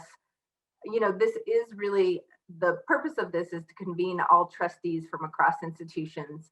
And so I think, you know, central to thinking about your work, the question I think about a lot is, what should trustees be asking their institutions to examine inequities and create plans to better serve students? Like, and there's a range of things can be done, but what do you think some that are the most critical? Well, thank you very much for the question. I hope you guys can hear me okay. And it's a pleasure to be here. I wish it wasn't virtual. I'd love to be in Colorado. It's a beautiful place, maybe not in January, but I'm thankful for the opportunity to be here with you today. You know, I think at EdTrust, we always try and start with data. And so as a trustee, I always thought it was critical to start with the data. The Colorado Equity Report provides, I think, a good framework for the data and information that trustees should be requesting from the institutions they serve at. And I'll start, you know, I have a list of questions and I can drop them in the chat. But, you know, are the demographics of the institution similar to that of the state? Do the students at your institution, are they representative of residents of Colorado? And I think when I think about representation, we should expect our institutions to be representative of the state that they serve in. Is the incoming class representative? So are we, in terms of incoming freshmen, are incoming freshmen as diverse as the population of the state? And then I think the framework of the report gives us a lot of good information. So are there gaps in the average GPA? Are there gaps in average credit? the percent with 15 credit or 30 credits by race, ethnicity, but also by income. And then if these gaps do exist, what are we doing to close those gaps? Are there gaps in who we retain from first to second year, second to third year by race, ethnicity, and income? Are there gaps in graduation rate by race, ethnicity, and income? And then what is our plan to close those gaps? If these gaps exist, have we talked to students to try and figure out why these gaps exist? You know, I push a little further and say we should also be asking very similar questions about faculty and staff. You know, how representative, how diverse is our faculty and staff? Or do we have challenges in retaining Black faculty or Latino faculty or Native American faculty? And at what rates do they get tenure and promotion similar to other faculty? You know, one more question I'd probably kind of push on is have your colleges done a climate study? Do they know how or if students feel welcome on campus? Because one of the reasons students may leave a campus is because they don't feel welcome there. And so I think having an understanding of what the climate is, and there's lots of climate surveys that folks do, having that understanding, I think, is critical to understanding maybe why students depart or stay at an institution. So I think that that's probably a good first step of digging into the data, trying to understand what those gaps are. But then what is the institution doing to try and address or try to close those gaps, I think is as critical. I'll drop those questions in the chat. Yeah. Dr. Pilar, sort of a follow-up question on that is thinking about, I think you can have that data, and then I think all of us, at Fort Lewis, we have a strategic plan. I would love to hear if you have examples of I think universities or colleges that are just, I think, dogged about consistency, about actually going back to the strategic plan, going back to the data, and just sort of examples about, there's one thing to collect it and then, to sit it on the shelf and then a year later to take a look at the trustees and say, did it move? Did it not move? But would love to hear how you make it actionable and consistent as you think about if you ask some of those hard questions and get the answers. Well, so I think if you get the data, and we need to be clear on what the goal is, right? So is the goal to close the gaps? And if the goal is to close the gaps, I would think you would have to have steps and interim benchmarks. So where do we want to be in a year? And have we made progress or haven't we? What were the initiatives or the investments that we made to try and close these gaps? And so I think that for folks who are doing this well, number one, I think of SUNY Albany. The president there has a strategic plan. He does not dictate at the college level what they have to do, but he says, here is your data. I want you to create a plan and address how we're going to close these gaps. And so they hold them accountable. Two, they have interim benchmarks. And then three, they make strategic investments and have those investments, share those investments out with other folks on the campus. And so I think that having a strategic plan is great, having the data is great, but having some kind of a plan if we're going to close these gaps and what that looks like long term, I think has to also be a part of the discussion. Thank you. Thanks.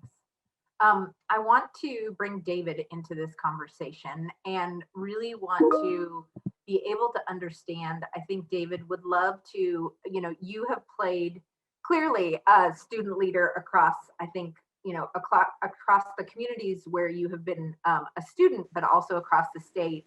But from that perspective, sort of, I think, thinking about you as an exemplar, could you kind of discuss how the Department of Higher Ed and the ECC is engaging students and including their voice as we think about equity on campus? How does this, move from outside trustee conversations to actually getting a lot of authentic student input? Would love to hear your thoughts on that. Great. Thank you for having me here, Janet. I really appreciate it. And for the trustees and everyone here. I think the way that we're able to sort of engage students from a really authentic point, we try to listen to students and let them speak from their hearts, right? We don't talk to students in talking points. And I think that's the biggest thing for students when you talk to them, and then the responses we consistently get back sound like talking points of, oh, we're trying to move the needle here, or we're trying to do these different things. But I think when the way that we engage in authentically, in a very authentic way, allowing students to sort of share their life experiences, not asking them to perform their pain over and over again. I think the conversations that we have in equity are the same conversations we've been having for generations. And from my experience, I know that, I mean, like I said, not traditional student, so I'm in my 40s, and I've heard these conversations for years and years and years. So I tend to focus on what is the action, where does the action come in, and how do we start to leverage those things? Let's see, we also have, I took some notes here. So we also have some hard conversations in our groups. We talk about things like invisible labor. We talk about how we're used to implicitly train our white counterparts. And what it, because we're in there and we have those experiences, but we go into these classroom setups and these sorts of things, but we're constantly sort of turned to sort of like you're the authority in the room, like you're the person who's experienced this, right? So again, I mean, that's that sort of invisible labor part, but it's also very emotional labor that we have to perform that in front of other students. So I mean, I think there has to be other solutions there. So those are the kind of types of conversations that we have. We talk about how we can advance equity on our campuses, build coalitions and all those sorts of things. But most importantly, I think that we have those conversations and then we take action based on the charges that are developed from the students. Yeah, no, I think that's the critical part, that you actually, if you're asking for input and doing it in an authentic way, that I think a couple things is that you're taking action about it, and that you're also, I think, providing feedback loops about what you actually did with the information and thinking about what the department and what institutions are doing with the information and the feedback they're getting. So it's really great. Absolutely. I mean, I think it's that thing of like, where the students have, like I said, have been talking for generations, and, you get the talking points back, or for some reason, all that data that we've accumulated over all of these years kind of sits on a shelf somewhere, and we're not seeing that action happening. So I think it's very important to engage students in not only the process of collecting that data, but what are we going to do about that data? Yeah, great. I see that Dr. Ross has joined us and jumped on. Hi, Dr. Ross. Would love to be able to, as one of the, sort of co-chairs, to talk about, if you could kind of take a step back, and this is a big question, but sort of, I think the first question, I think as we think about this big report, is like, how do we take on a collective equity agenda in Colorado in relationship to higher ed? And then specifically would love to be understand, because I know, Dr. Ross, you're in the community college system, what are the actionable steps that your system, which is a huge system and serving, a huge bulk of the students in the higher ed, what are the steps that you all are taking in the community college system? Great, thank you. Thanks for that question, and good morning to everyone, and thank you all for being here. I just quickly wanted to say thanks to the ECC committee who worked really, really hard to get this work done, and I think that's where my answer really starts with, right? It's a group of folks coming together from different backgrounds, entities with a common purpose. Right now, the common purpose, in my opinion, is figuring out how students thrive and working in reverse. So looking at where we see students aren't thriving, that's where we have to have these real intentional conversations backed up with data about what's working, what's not working, and what we have to do. And when we get to that crossroads where we start to see some of the things that are wrong, and it really begins to show the underbelly of racism, that's where we have to get comfortable being uncomfortable and really start to address the things that we see and look and see what policies we have that are anti-racist, what policies do we have that are just old and just simply aren't serving in the best interest of students, our faculty and staff and colleagues who we're working with. So I think that's where the work starts, is to have these really tough conversations, to have this real critical analysis of data, and then begin to parse out how people thrive.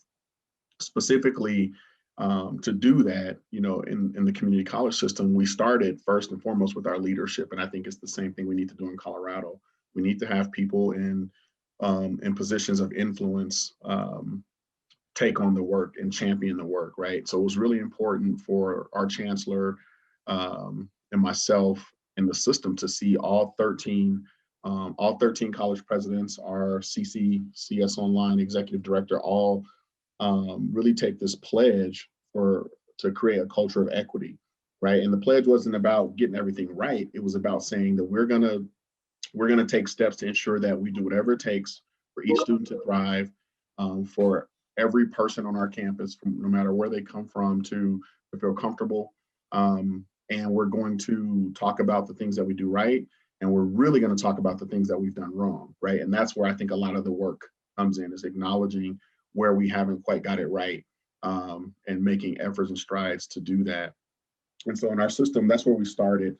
And then we also, as the system, wanted to make sure we were role modeling, kind of having grace and really getting into these tough conversations. And so every year we start with a statewide equity event. This year we did Pillsbury Theater, and having talk back sessions and having them collectively as a system and then as smaller groups.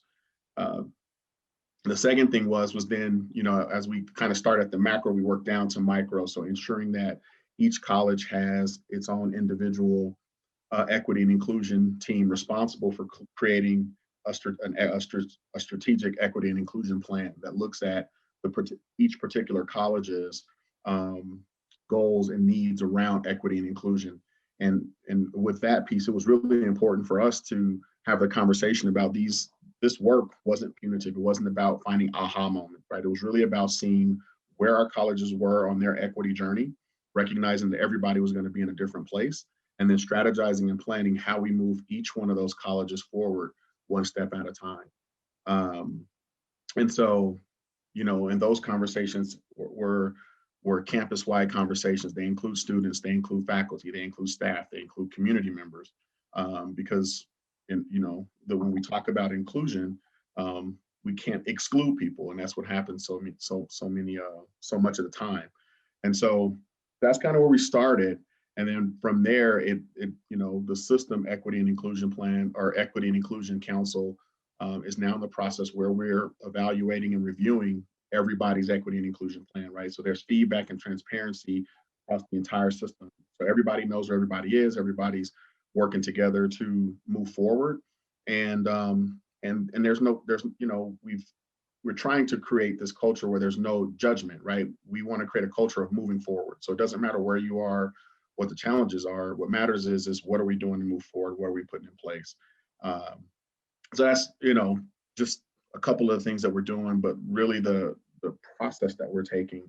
And it's also understanding that it's a slow process. We didn't get here overnight, and so we're not going to fix it overnight, but we are going to work at it every day, and make sure that equity and inclusion becomes a part of every decision, every conversation.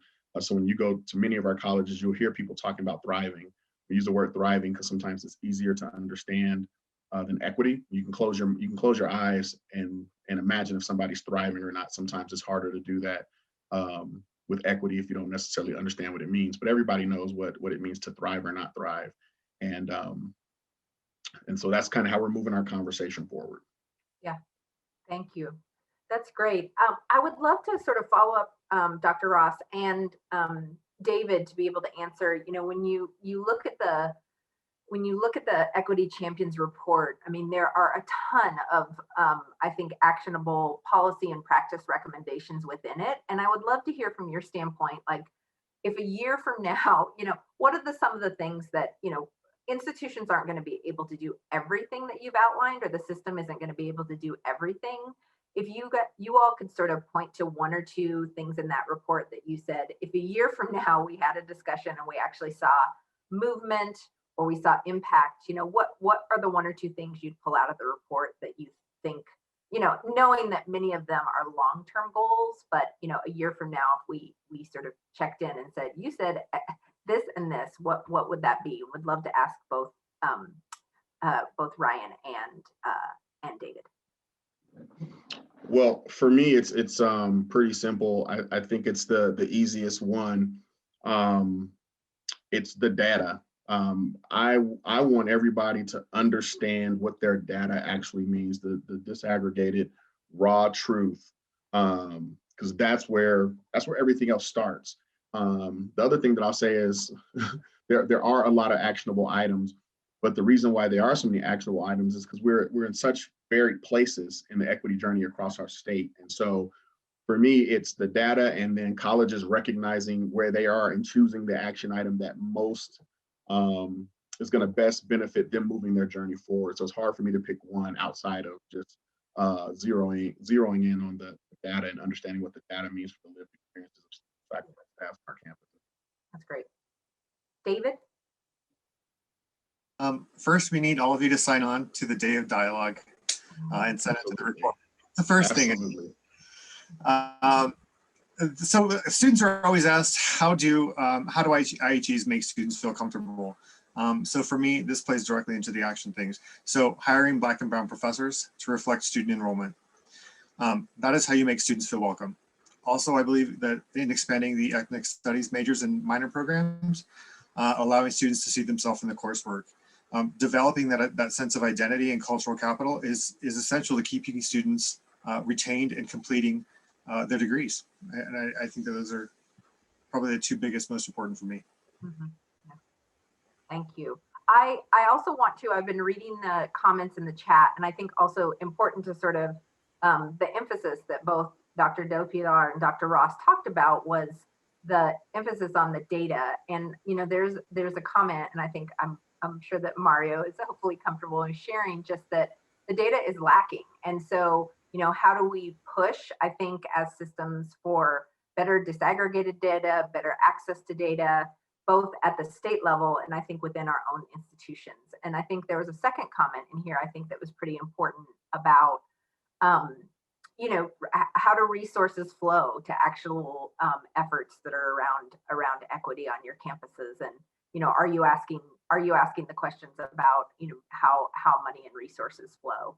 So Dr. Del Pilar, I wanted to ask you a question as we think about, and knowing that we are a group of, that we all are a group of trustees, and thinking about trustees being sort of ambassadors for equity issues in their community. And I guess I think about both community as being the campus itself, like what are your interactions on the campus, but also the community in which many of the trustees, you know, their colleges are in the communities in the towns where they live, about examples about how can we be ambassadors, and would just love from your standpoint to think about how do we think about that all the time as sort of our external role as trustees. Well, I remember my experience as a trustee, and oftentimes, you know, I get brought up to campus for, you know, 2 days, and maybe it was a couple times a year, and they wined and dined us, and we got to sit with the other faculty members or the, you know, the senior leadership of the institution, and maybe they would bring out a student. And so I would push trustees because it's critical for trustees to have the opportunity to speak to the constituents of the institution, right? And so, you know, how are faculty and staff engaged institutionally, for example, to close gaps, and how can the campus improve education for students, for low-income students and students of color? You know, how is what issues are students facing, and what can the campus better do to support students? But you have to have an opportunity to speak to students, to actually have those conversations. You know, how is the campus engaging alumni? And are there differences in how alumni experience this? I worked at Penn State, and there was a Black alumni group, and they were virtually ignored at the campus. And so there wasn't even anything for Latino alumni. And so how are we engaging different population of alumni on the campus?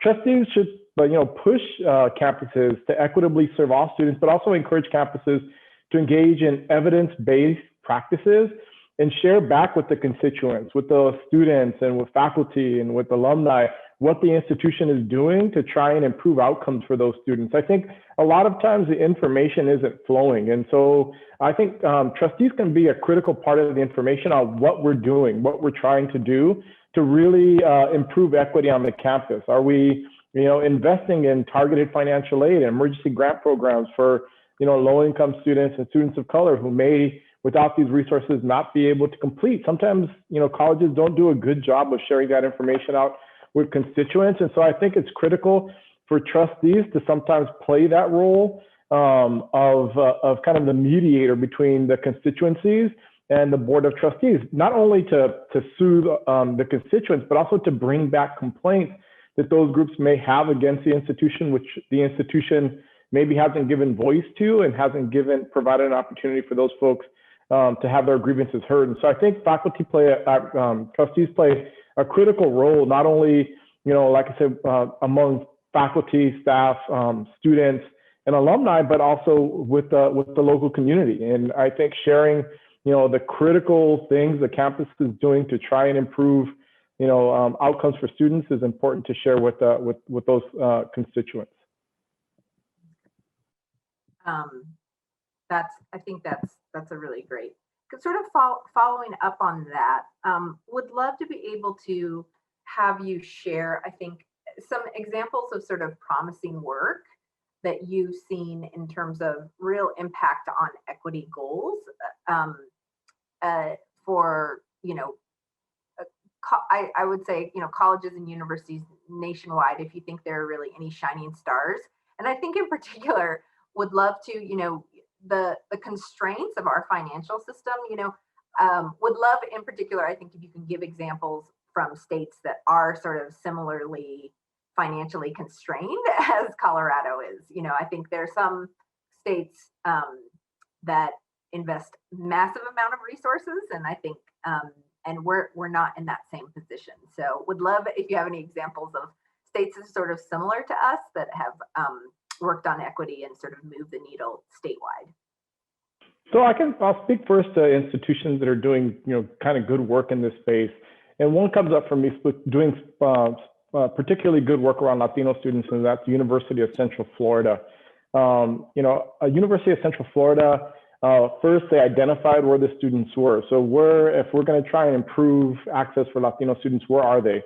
42% of Latino students enroll at community college. So they set up a transfer pipeline program with the local community colleges. They invested in those programs. They had staff at the community colleges locally to help develop those relationships. A lot of the staff they had back at the community college were students who had been at that community college, had started there and had transferred on to the University of Central Florida.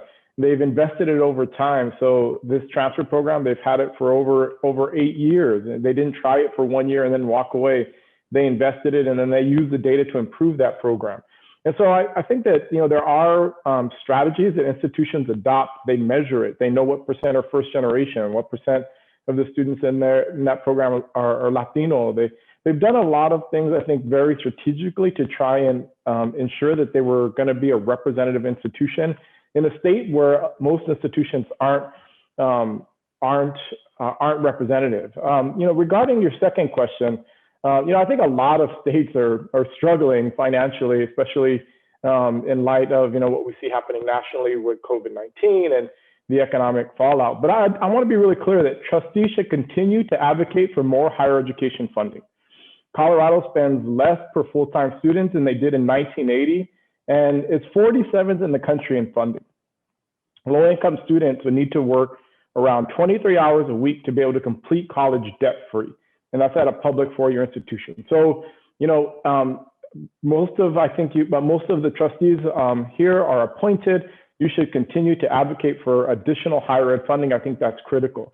But there are, I think, some examples. So Illinois is similarly cash-strapped, right? And so one of the things that they did recently is they created the AIM High Scholarship in Illinois.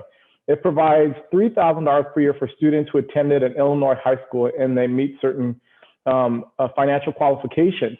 But what they did is they divided public colleges and universities into two tiers. Those with which 49% or more of the student body is eligible for Pell Grants have to match 20% of that award.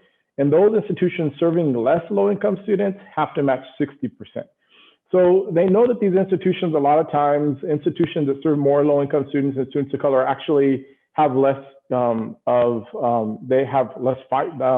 of an appropriation, but maybe also less resources to invest. And so the state is investing resources, which the campus has to match based on the percentage of low-income students that they're serving. And so I think that sliding scale creates equity in how you're investing dollars. We're going to invest more state dollars in those institutions serving more low-income students, right? And so I think that's a key way to kind of maybe advance an equity message.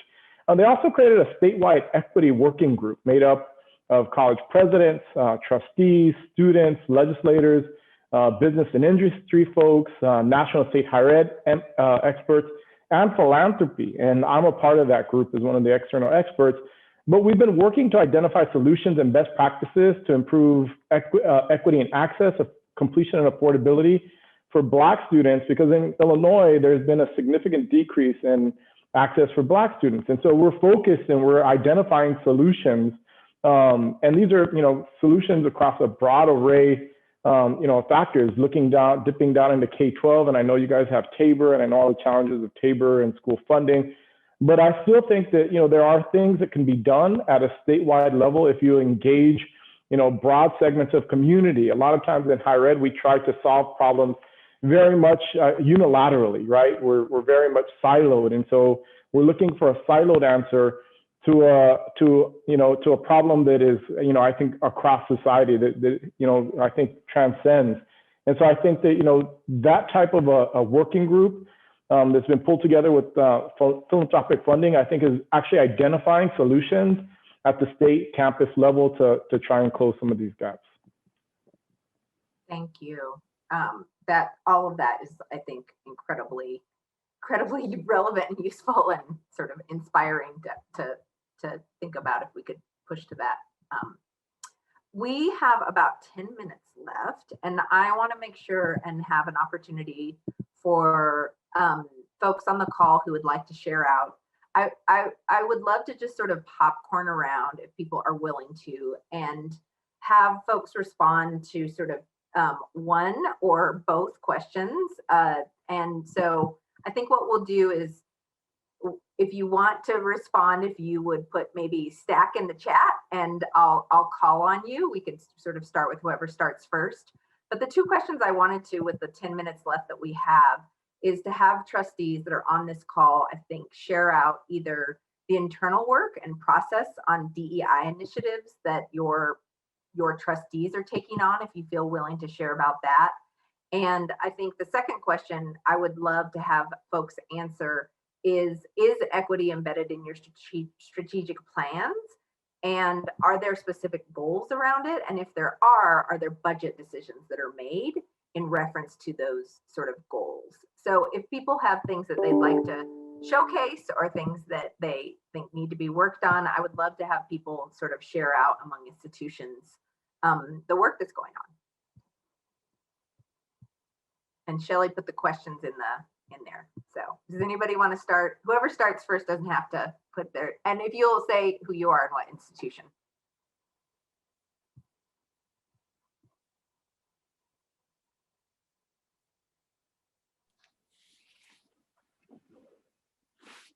I will call on you. So I can jump in, Janet. I'm Mary Brubideau, and I'm a new trustee at Fort Lewis College. And so just becoming very familiar with what's in the strategic plan and how we're really monitoring and assessing what we're doing. But absolutely, equity, inclusion, diversity, those goals are embedded in the strategic plan. And I see some actionable steps being taken consistently at Fort Lewis around these goals by revamping student services and looking specifically at individual students and what they need, so that there's emergency services there to fill gaps that really interrupt a student's progress in being able to continue with their learning.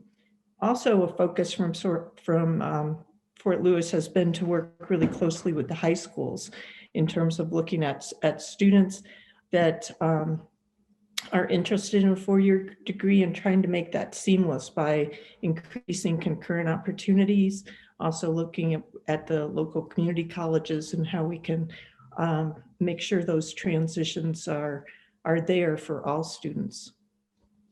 Thanks. Thank you.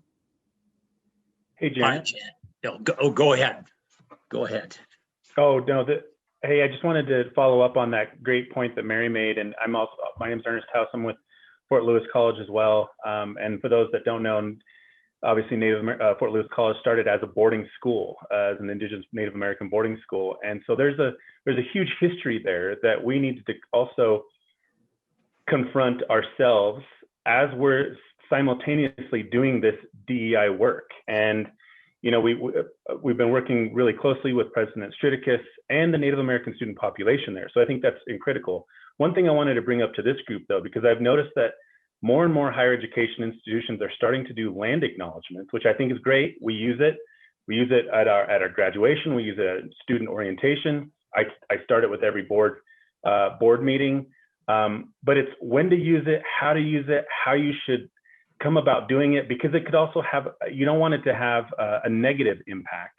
And I think a way to do that is to include your Indigenous students and your Indigenous faculty in helping you guide how that process works and how it can be embedded into the DEI work that your institutions do. So I think it should be implemented because it plants a seed to greater things. At Fort Lewis, we also support our Indigenous students in wearing traditional regalia at graduation ceremonies, as a way to also help support the greater community in celebrating that success. So I just wanted to include that portion because I've noticed that more and more institutions are doing net land acknowledgements, and maybe that's something, Angie, as we move forward, we might drill down a bit more on to help maybe guide and bring additional Indigenous voices to the panel to talk about that. Thank you, Ernest. And thanks to my Fort Lewis College folks who stepped up. I want to call on Mario. Great. Thank you, Janet. Appreciate it. I was looking at a lot of the questions that Dr. Del Pilar was posing for us. And the first part of these questions was, yes, we are, as an institution and a trustee from MSU Denver, representative of the state population, in fact, over-indexing in many of these cases, especially first-generation students. We're a Hispanic serving institution, and there are a lot of those questions that I think are very good and well representative of just the institution overall. There are a couple of questions that we've dealt with and we've addressed with my fellow trustees. One was with basically coming out with a specific statement on just racial injustice, and we set up a sustained racial justice committee as a standing committee to address a lot of these issues that we have all been looking at and trying to focus on, so that we can have a systematic way of looking at these things. And data was a very important point. We were trying to just basically gather information in terms of just where we are, what we have as an institution, and it's something that we're still looking through and trying to work through, because the data just has not necessarily been comprehensive and detailed. We understand where there are weaknesses, specifically on the faculty side, and we're trying to address that.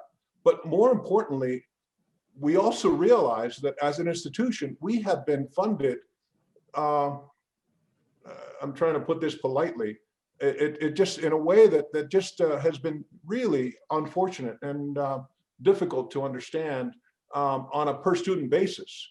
And while we have students that are very well representing the state in so many different ways, they're not necessarily getting the kind of funding that they should be with fellow peers and other institutions across the state. So that is a core issue that I think we need to address and to talk about, specifically in creative and really innovative ways, as has been suggested today. Dr. Del Pilar did it.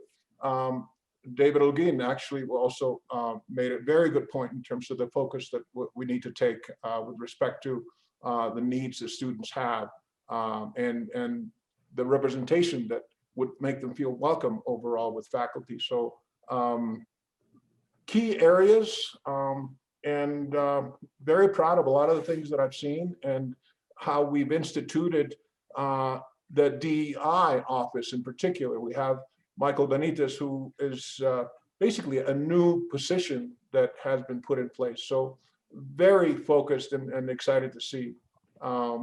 anyway, great contribution from where that has come from and what has been done. Great. I have one more. I think I'm going to be able to sneak in one more. And Marissa Molina, trustee from MSU, also asked to give some. Yeah, thank you, Janet, and thank you, Mario, for sharing about what we've been working on at MSU. I think another really important piece of the equity work that MSU has been leading for a long time, and I see that Dr. Jordan is on this call, has been the work that's been done on behalf of DACA students.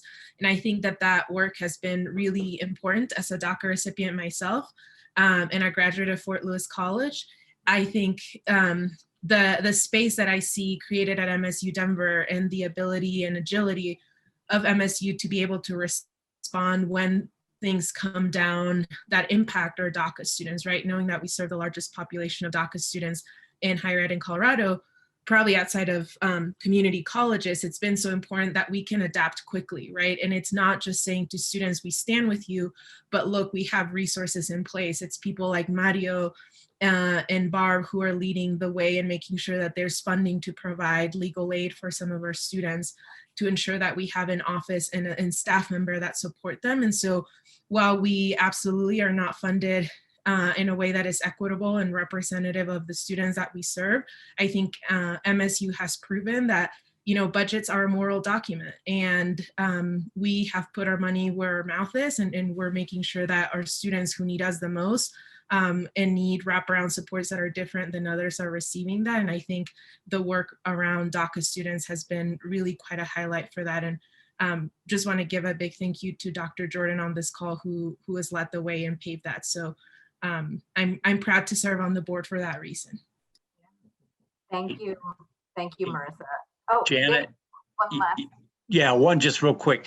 I'm chair of the DEI committee for the Board of Trustees of Fort Lewis College. And one thing, we hired a DEI director, President Striticus did. And one thing I'd like to mention is not only are we working on DEI on campus, but our director has reached out and is now part of a committee with the Durango Police Department to work on, you know, how police forces relate to students, particularly, you know, students of minority groups, color or whatever. So there is a role for our people, I think, on campus to reach out to outside groups that are important and where there's maybe been friction in the past, and to help move those discussions along. Thank you, Dick. I know that I am out of time. I'm going to keep us on time. I want to be invited back someday for CDHE to moderate panels. You know, I think that for those of you all that are going to return to the report, what I would tell you is like the weight of what we have to do is heavy, but there is so much to do. That's also the inspiration, because there is so much we can do. And I just love that in this 50-minute sort of this very quick round robin discussion, we talked about, you know, the richness of both policies and practices around, you know, recruitment, retention, enrollment, you know, success, you know, into the workforce, and the use of data, and our visibility as trustees and what we signal is, and why this is so important. So I just appreciate, and I feel like, you know, there's so many commitments I know across the state to this issue, and just appreciate that the department continues to lift this up as critical to our systems being successful. So thank you. Thank you, Janet. Thank you for moderating that panel, and a special thanks to David, not yet Dr. Olguin, but David Olguin and Dr. Ross for their great work with the Equity Champions Coalition. And also want to thank Dr. Will Del Pilar for his great national work on these difficult issues. It's always good to have you back in Colorado. Now it's at least the second year in a row. I guess we can extend to you also kind of honorary Coloradan status. And so you're welcome to come back at any time. And by the way, Colorado is beautiful in January as well. So anytime you want to come back, you can come back. So thank you. I think we almost got snowed in last year, so I'll take a pass on that. But thanks for having me. And I did put collegeresults.org. I want to plug a tool that we have that actually compares similar peer institutions. So you can put the institution you're serving at and see how your institution does across key metrics compared to peers to see if you're better, worse, you need to improve. So thank you. Well, the Education Trust does such amazing work for just across the whole country. And we certainly subscribe to as much as we can so that we can stay on top of the trends and issues and really the challenges and questions that you guys pose that really help us all be better. So thank you for all the great work you guys do. As we, and I guess I'll also say this, like I said at the beginning, it's a passion of mine because my fundamental purpose is to really activate the potential of all humans, right? And we know that every single student that we work with has potential. And it's a question of, will we help to activate that or will we deactivate that? And sometimes we deactivate potential because we don't have the support systems in place to help that student really succeed. Every student needs wraparound services. Unfortunately, we only talk about wraparound services when we talk about students of color. Every single student that comes to our campus needs support services. And it's a question of how many and how much and what kind. And so we need, I think it's incumbent on us to find out what students need in order for them to succeed, in order for them to activate their potential. And I think that's why we're in this business. And so this is one of the ways that we can do that, to make sure that students have what they need to be successful and complete. It's one thing to diversify your campus by who you admit. It's another thing to have an inclusive campus by who's got a seat at the table, and do people feel that they belong on your campus? Do they, do I have to go to Denver to get my hair done, or can I get my hair done in Fort Collins when I was a student there? And so, but it's the next step is to really see that equity, which we talked about thriving. To me, that's really who succeeds on your campus. Who gets that paper, who gets that credential from your campus. And so we have to move in that direction, that we're making sure that we have all of those things, that we are doing those things. And yes, I know it takes money. And yes, I'm asking for it. And yes, I have to answer to the governor and the Office of State Planning and Budgeting. So we are pushing as hard and fast as we can to make sure that we are funding the right things and that we have the right funding to do the right things. And so you have champions on the Equity Champions Coalition, but you also have champions in state departments. And so together, we have to get this hard work done. We cannot continue to rely on just incremental 1% at a time, incremental change. We've got, like I used to say when I was a politician, if you want things to be different, we have to do different things. And so we want things to be different as it relates to equity. We've got to be the ones to start doing different things that have a greater impact. And so I put in the chat the equity lens that Oregon uses. I really like it. We might need to come up with something like that for the state of Colorado that shows that we're putting a stake in the ground.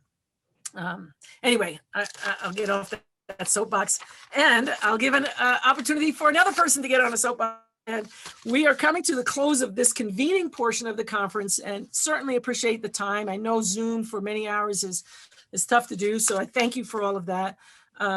But there's more that needs to be done, and more that we will do. And your time on these important topics on behalf of your institutions is really something that we all appreciate, and we want to commend you for. And I'm excited for the new trustees for how you can make a difference on your board. That we have one last panel that's available to you. If you'd like to stay, I would actually really encourage you to stay for this next panel. And we are, I will say that we're pleased that the 2021 General Assembly is underway, and we have the educational leadership from the House and the Senate education committees. They are going to be joining us for an examination of a legislative session preview, if you will. That will be some of the focus on some of the issues facing higher education in this next legislative session. And so to lead us in that way, I'm very pleased to reintroduce, if you will, I thanked her before, but reintroduce Elaine Gantz-Berman, introduce the panel, and to help us with this. Of course, Elaine, we treasure you, the whole state, both K-12 education and also mental health. We certainly see you as a treasured advocate for all of us. And so I'm going to turn it over to you to introduce the panel and have that next hour with the panel. Thank you so much. Thank you so much, Angie. So we're just a couple of minutes before noon, and we told the panelists to join us at noon. So I will take the next couple of minutes just telling you who's going to be joining. Senator Rachel, well, first of all, the moderator is going to be Mike Johnston. I think many of you know Mike. Mike is a trustee at MSU. He was in the state legislature. He works at Gary Investment. He's the CEO of Gary Investment, and he has been involved in a longtime champion of education at all levels. So he will be the moderator of the panel. The legislators that will be joining us, Senator Rachel Zenziger, excuse me, I'm not doing well in her name, is chair of the Senate Ed Committee, and she represents the 19th District, which includes Jefferson County. We have Senator Paul Lundeen, who serves as the Senate Minority Whip and is the ranking member of the Senate Education Committee, and he represents the 9th District, which includes El Paso County. Representative Mary Young is the vice chair of the House Education Committee and represents the 50th District, which includes Weld County. Representative Colin Larson is the ranking member of the House Education Committee, representing the 22nd District, which includes Jefferson County. Those are the legislators. In addition, we have Jennifer Thompson, who is the Director of Policy at the Education Commission of the States, which is based in Denver. Prior to her work, she served as the legislative staff to the Colorado General Assembly, and she is participating to help discuss what bills are being pursued in other states. So that's the lineup. We're going to have lots of time for Q&A. Elaine, I just want to remind, we have one more question survey that Sarah's prompted. This is like the future topics for the network question. She just posted in the chat. And so I just want to make sure that if folks could do one more survey with us. Sarah, I don't know if you want to give any directions or share your screen to kind of collect, but we wanted to grab those final topics before before the next panel starts. Thank you, Landon. Sorry for the interruption. No, I'm glad you did. I'm glad you did. So you should see some options to rank some different topics, and please just take your time doing that. Just knew we were waiting, so didn't want to miss the opportunity. So I'll screen share once the panel is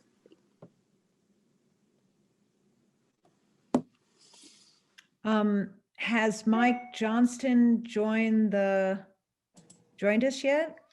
If he has, sorry. I don't have him as joined the call, but all the remaining panelists are on the call.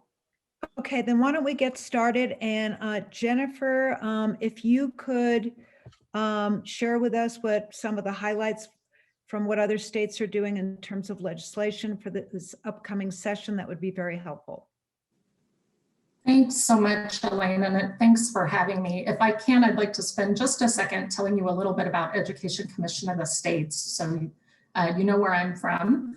UCS, as Elaine mentioned, is based here in Denver. It's a nonpartisan, nonprofit state education policy organization, and we serve state policymakers, including governors, legislators, higher education officials, state board members, and other leaders in all 50 states in the District of Columbia. And we provide unbiased information and counsel to state policymakers on topics across the entire education spectrum. So early learning, K-12, post-secondary workforce development. And I did, as Elaine mentioned, I was a nonpartisan legislative staffer with the Colorado General Assembly for many years. And during my time, I had the pleasure of meeting and hearing from dozens of trustees like yourselves as they came through the Senate Education Committee for their confirmation hearings. So I'm really honored to be here with you today and also with a really great panel of policymakers. So thanks so much for having me. Two of ECS's core pieces of work are tracking education legislation and also tracking education proposals in governor's state of the state addresses. And so I wanted to start by talking just a bit about the state of the state addresses, because hearing the governor's priorities really helps us kind of keep a finger on the pulse of policy discussions happening across the states. And of course, we know, looking back at 2020, that was a year like no other. Most governors actually gave their addresses before the pandemic shutdowns, but the topics they discussed are evergreen. So I think it's useful to highlight them here. I know it's no surprise to any of you that post-secondary affordability and workforce development were really at the top of the mind of many policymakers. some of the affordability proposals that were outlined by governors in 2020 really tended to take one of two approaches. So one was addressing the cost of tuition or increasing access to financial aid. And this include initiatives such as waiving tuition for students and families earning below a certain income threshold, tuition freezes, increased funding for scholarships, including last dollar scholarships. And as far as workforce development, governors proposed a lot of new investments in training for students in high demand fields. So far in 2021, we've analyzed 19 state of the state addresses, and we'll add more to our tracking map as the addresses roll in over the next few weeks. The discussions around affordability are bubbling up again. We're seeing a really big focus on proposals related to workforce development and making post-secondary opportunities available for students, again, looking to go into high demand fields. A few proposals we've heard so far include investments and programs aimed at strengthening opportunities for job skills training, primarily at community colleges, and also using CARES Act funding to provide job training for adults who have lost jobs due to the pandemic.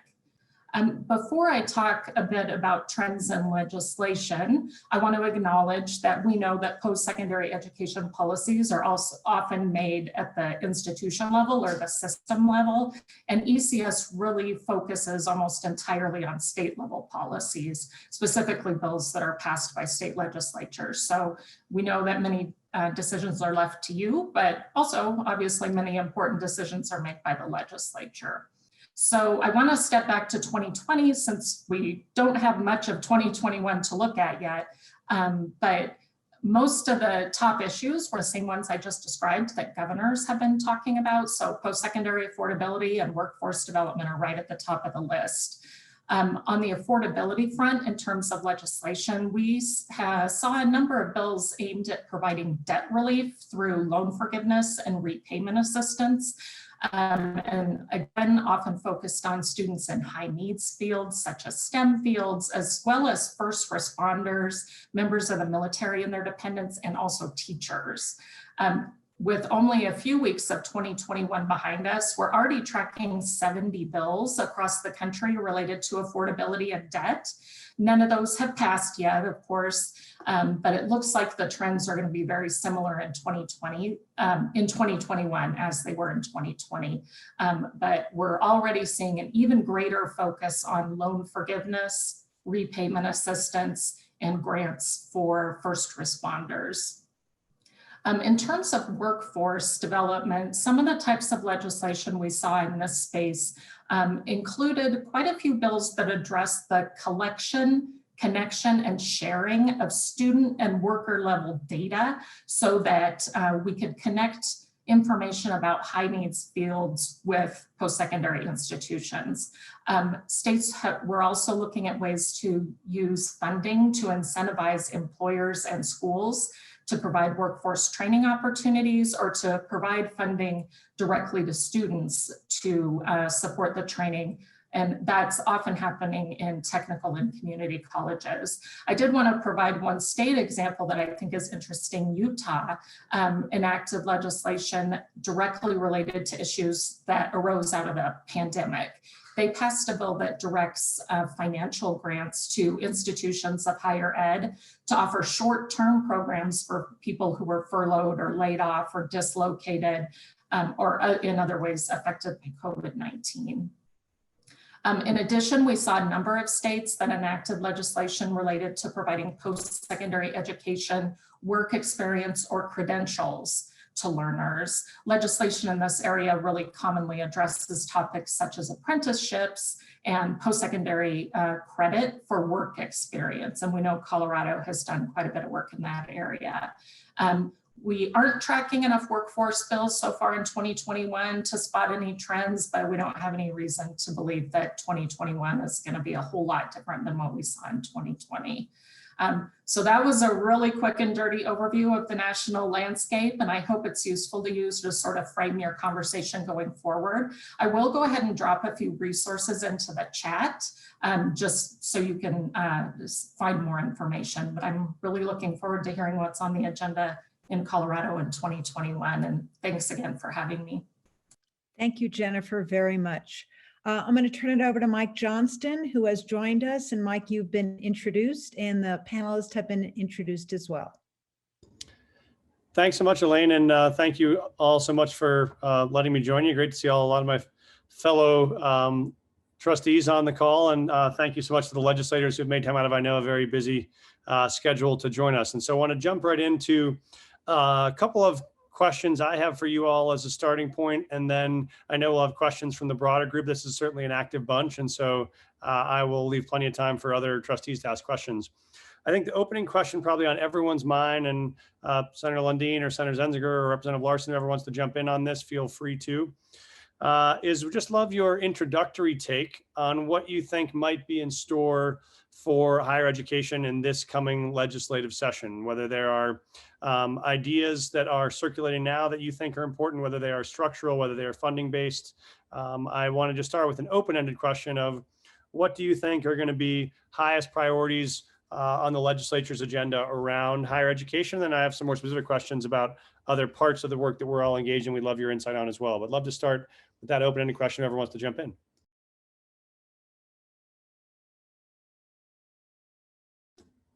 And great to see you all again. Mike, since no one seems to be racing to the microphone, I'll jump in and start the ball rolling. But before I do that, I want to acknowledge Elaine Gantz-Berman, who introduced us. It is she that introduced me to my first education policy conversations. We served together on the State Board of Education. And as she rolled off that board, I became the chair and served as chair for a couple of years. So Elaine, it's great to see you. And I appreciate so much, and I will, because this is going to dovetail into some of the other comments that I'll make. The first thing that you and I did, as I was new to the game and you were helping me find my way, is you and I convened a gathering when we brought in Eric Hanushak, Marguerite Rosa, a number of education finance, K-12 principally education finance gurus, for a panel and a discussion about how do we fund, how do we improve, how do we optimize the money we're spending on public education. And of course, that conversation rolls up into the conversation around higher education as well. But I would be remiss if I did not pause and say, thank you, Elaine. You have been in many ways a thorn in my side, and in many ways a mentor who has led me in good ways. So Elaine, it's so good to see you. So to where we go, what can we do? The reality is, and I've got a couple of charts, I will hold them up. You've all seen them later as we get into the conversation a little bit further about the challenges of funding for higher education and what it presents to us, not only inside the education complex, but to society more broadly. So the challenges in this environment where finance is so difficult, where costs seem to be running out of control, what can we do? And one of the places where I think we are making significant, meaningful strides towards affordability start in the K-12 space and extend into and connect into the partnership in higher education. And that's things around concurrent enrollment, things around dual enrollment, things around certifications, meaningful certifications, and quite frankly, helping some students find their pathway to apprenticeships or other sorts of educational experiences that are non-conventional in nature to get at a win in this difficult space in which we find ourselves. But that's where we are, I think, serving our better angels. That's where we're actually being as focused as we possibly can be, sometimes at cost to the institution, but in the benefit of the student, who is, quite frankly, the person we should always be seeking to serve. So I will be working, Senator Bridges has been a great partner, Jeff Bridges has been a great partner. He and I have done a number of concurrent enrollment pieces in the past. We'll be running another concurrent enrollment bill this session to try and make that a more meaningful connection, kind of a dovetail, if you will, of where the K-12 environment connects to the higher education environment. And that's one of the places where we can get a win, and it does in meaningful ways address affordability, which I think is, quite frankly, the biggest issue that's in front of us. It's the elephant in the room, and I'll have more to say about that as we move on. Thanks, Paul. Senator Zenziger, you want to jump in with any thoughts? Yeah, I'm realizing now my mistake. I should have gone first because it's horrible to follow Paul. He's got that smooth radio voice and he always sounds so intelligent, and I always second guess myself. So it is a pleasure to be here. I'm very excited. I think I'm one of the few legislators currently in the mix that has some higher education perspective and experience. I am a K-12 educator by profession, but I did spend a number of years working at Regis University, in particular in the Masters of Arts in Education program.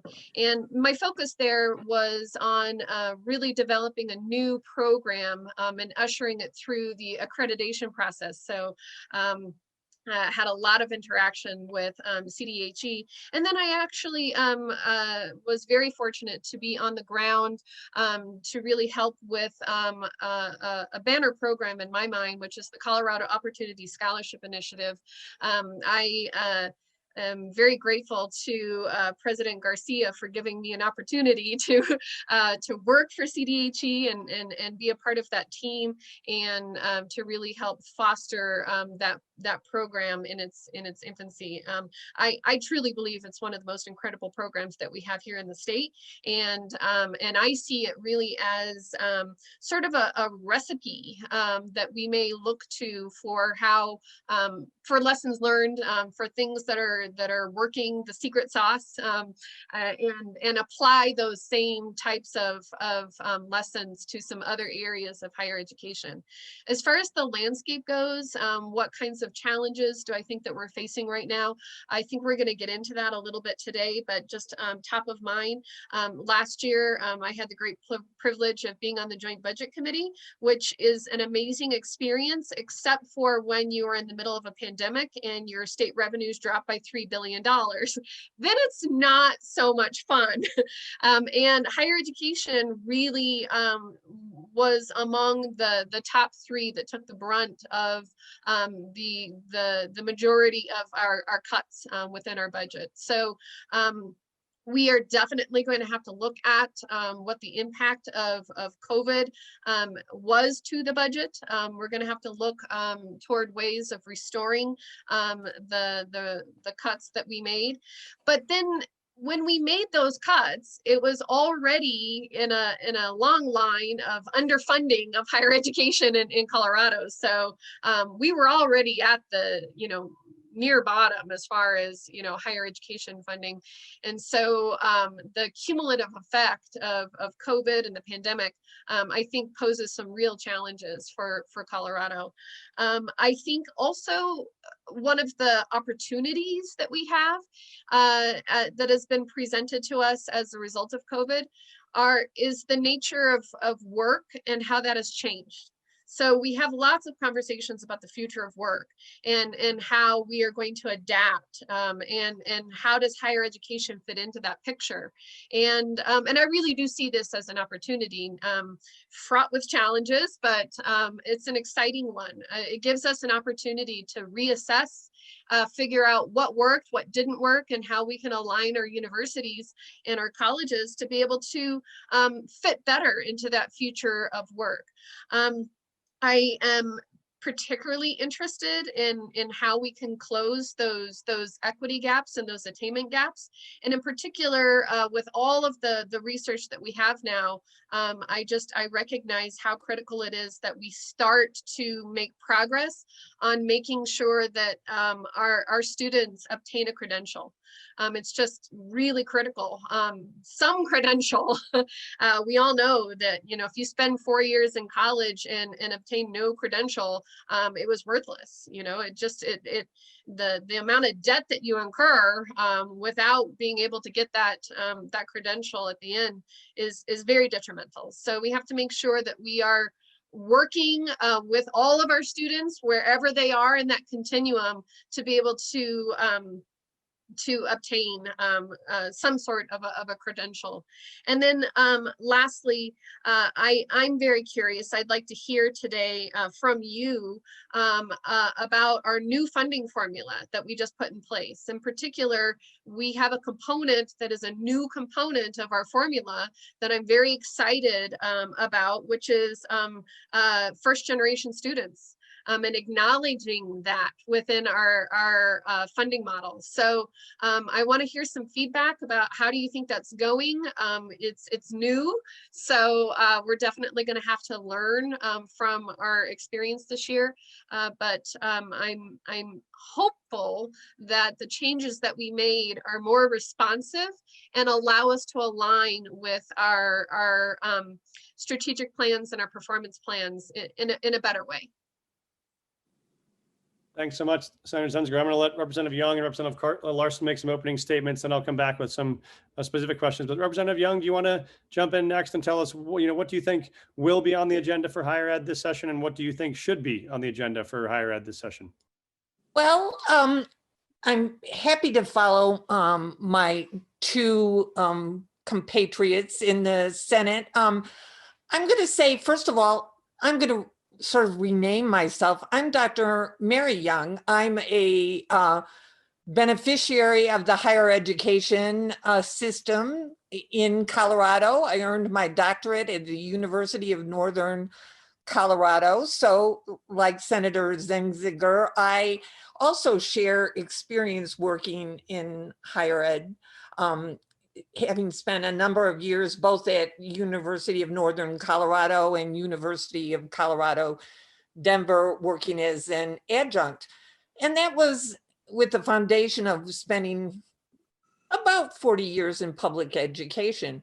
So I'm so happy to hear that we sort of share a vision of really maximizing our educational system by coordinating efforts in what I am now calling the P through 12 system with higher education to really maximize access, affordability, and success.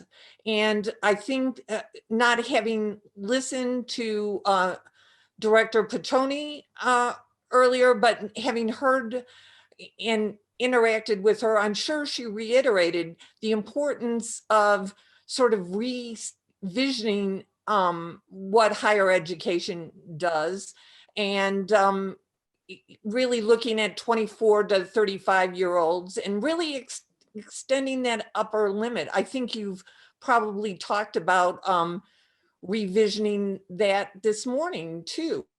And obviously earning a doctorate later in life, I fit that profile, and it really was an integration model that I think we need to continue to look at, because I was released from my school district to pursue my coursework in school psychology, so they would have more school psychologists. I also have personal experience with when I worked at a high school, working with Upward Bound, which was my district's interaction with CSU, with first generation students. And I was so happy to see the first generation strata added into school finance, because I see that those kind of programs are so successful and really do address many of the questions about access and equity and inclusion. So I know that your question was, what kind of bills are going to happen? And really, at this point, people are not fully disclosing, but I definitely know that there will be some bills around FAFSA. As we know, it's been shortened. Unfortunately, in Colorado, we have low completion rates, and that is something definitely we want to improve to increase that accessibility. I do want to take a second to thank all of you who are serving on boards, as trustees for the universities, because without your passion and commitment, we always depend on your passion and commitment, but especially in this time of COVID, you've provided excellent leadership. Well, thank you so much, Representative Dr. Young. I'm going to call you both from now on. Representative Larson, thank you so much for joining us. Tell us your thoughts on what will be on the agenda around higher ed this session and what in your mind should be on the agenda around higher ed this session.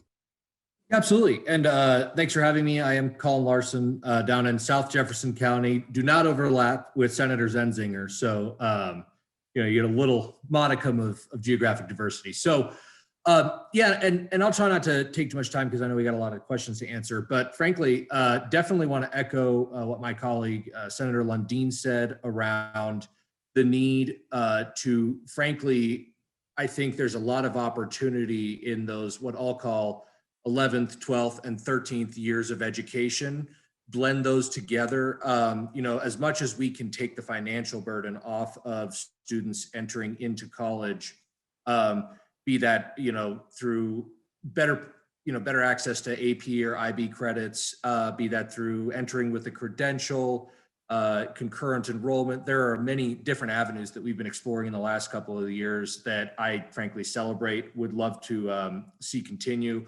And working on a few bills to that effect this upcoming year.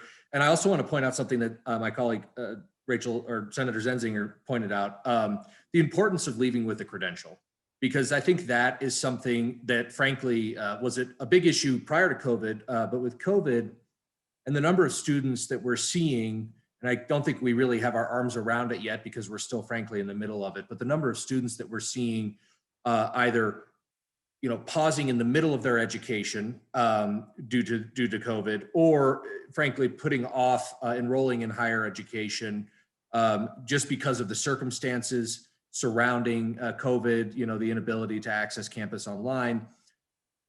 That could present a real problem.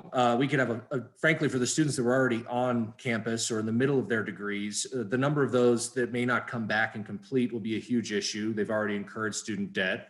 And also we could, potentially lose a number of students who otherwise would have enrolled, but because they've taken a gap year, may not go right back into that pipeline. So I think making sure that, once we're able to return to a more normal four-year on-campus experience for those that want to do that, that we're able to recapture those students that may have fallen off. And for those students that had their educations interrupted, but had completed 2, 3, 4 years, maybe had completed enough credentials for instance, an associate degree, giving them new options and new avenues to have a credential for the education that they did complete, and give them something tangible that serves a value in the workforce, I think is going to be something that's really important. I'd like to see legislation that focuses on that this year. I've been talking about some of that preliminarily. And I think we'll hopefully see a lot of bills around that area because I think that's kind of acute to the time. The larger funding question, I think is one as old as time, probably older than me. And I think we'll probably touch on that in later questions. So with that, I'll kind of leave it there and we'll dive into the rest of the questions. Perfect segue, Representative Larson. Thank you so much for that softball back to me, which is, yeah, so I do want to get next to the question I know is probably first on the mind of all the presidents and many of the trustees on this call, which is the question of higher ed funding. And as you all know, there is a tension between our desire not to raise tuition and our challenge to find public dollars to allocate to support these institutions. And as the people on this call will tell you, you can't do both. And so I would love to hear, and I'll try to, for guiding frame, because I just have two questions, one on this, one on equity, and then we'll open up to the rest of the group. But if you could think conceptually of your answers in around the 60-second range, we'll have a chance for you to both get through 2 rounds of these questions and then have a number of questions from the trustees at large. And so to put it in a pointed way, what do you think the solution ought to be around higher ed funding? You all know the research, Colorado is close to 48th, 49th lowest funding in the country. You've seen the Hanover report. This problem is persistent. And so what in your mind ought to be the solution on higher ed funding and be as specific as you can, whether you think that is legislative action or ballot measures or tuition increases. We'd love your thoughts on what you think the solution should be for us to try to solve this hardest of problems.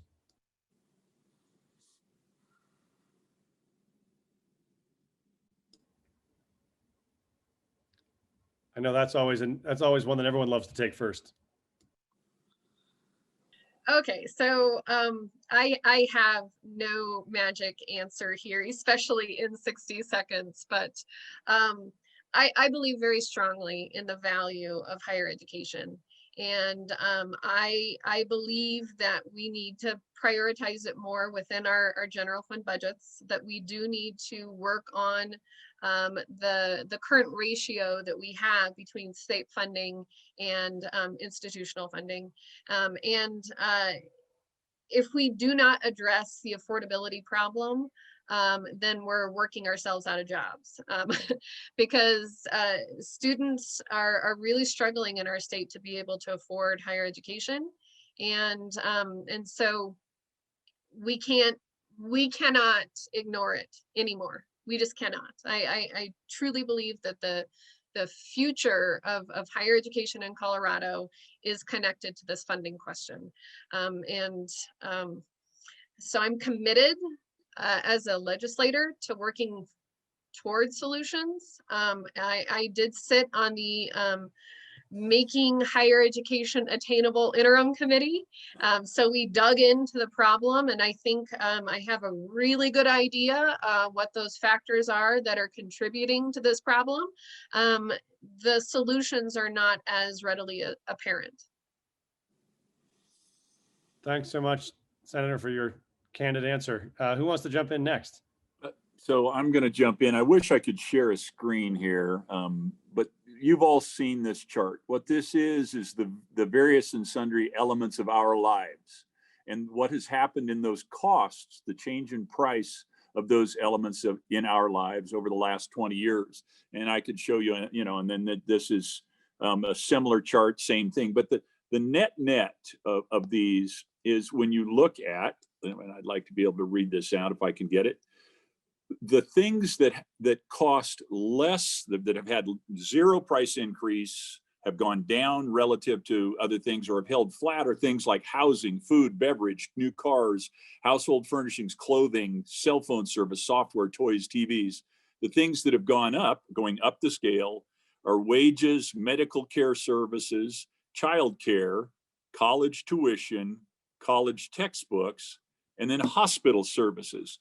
And so when you think about what we're doing as a matter of policy in society today, the only thing that's gone up higher in cost, faster in cost than higher education is healthcare.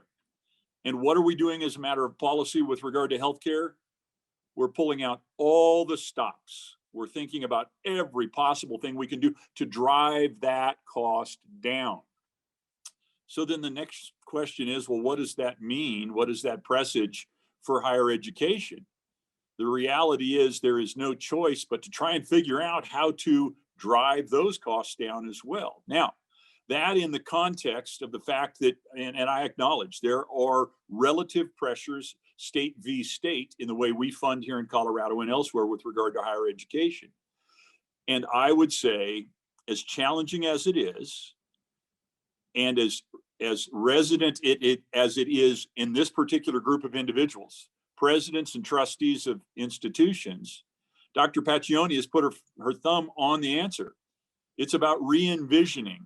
It's about trying to figure out how to optimize that which we have, which is not easy, because we all like to do what we do because we've gotten good at doing what we do. And the question then becomes, okay, what is the economic future of continuing to do what we're doing?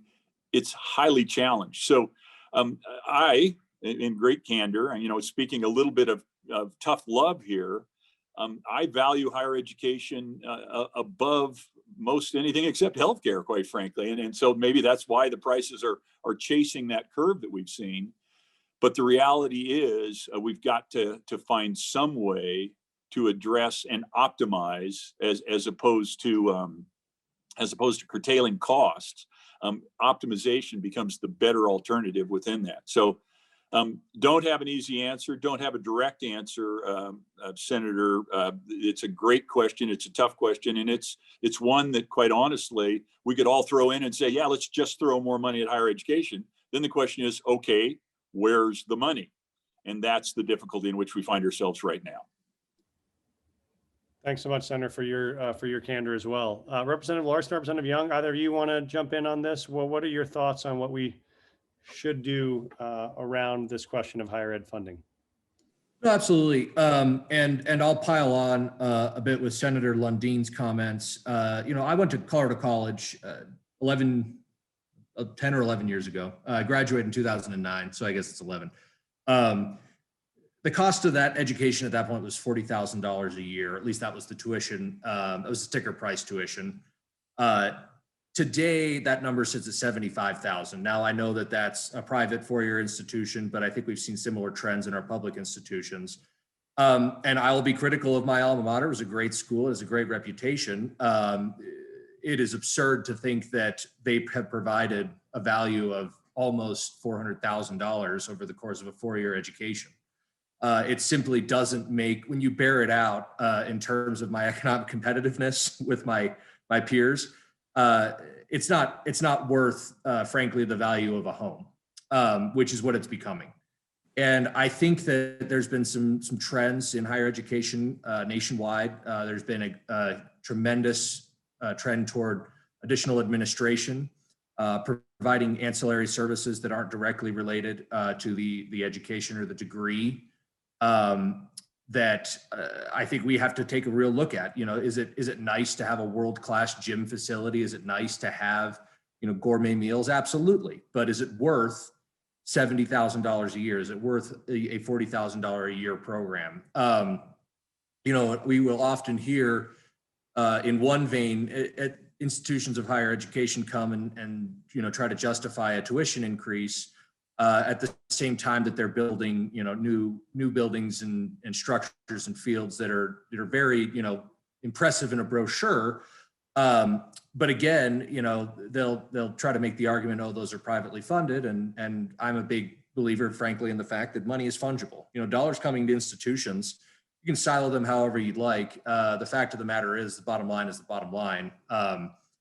My experience prior to being a legislator is that of running a small business, and it doesn't matter where the revenues come from. You have a certain number of revenues, you have a certain number of expenditures. So what I would like to see is really institutions of higher education take a hard look at what are they providing, what is the value to the student, what degrees are they putting out, what students are doing 5 years after graduation. Is there economic value? Are you adding on? Are you creating opportunity for them post-graduation? And frankly, capital investments, are they investments in, for instance, research facilities, things that are drawing additional resources into the institution, or are they investments that are of a cosmetic nature? I'm speaking a little freely because I think if we were in person, I'd probably be getting the Rotten Tomatoes by now. But I do think it is something that we need to take an honest look at, because the market simply doesn't exist to shoulder $40,000, $50,000 a year state tuition. And I know that the state funding component is a part of that. But I think that to lay that solely at the feet of budget prioritization at the state government level would be a mistake, and frankly would paper over some of the real issues that are going on. So I want to be a part of that conversation of reimagining and being value oriented. Higher education is tremendously valuable, but I think we need to take a look at what value we're providing for a student when they graduate with a degree. Where's the payoff? How are we preparing them for economic success after graduation? And really tailor our policies and our investments as institutions of higher learning toward that.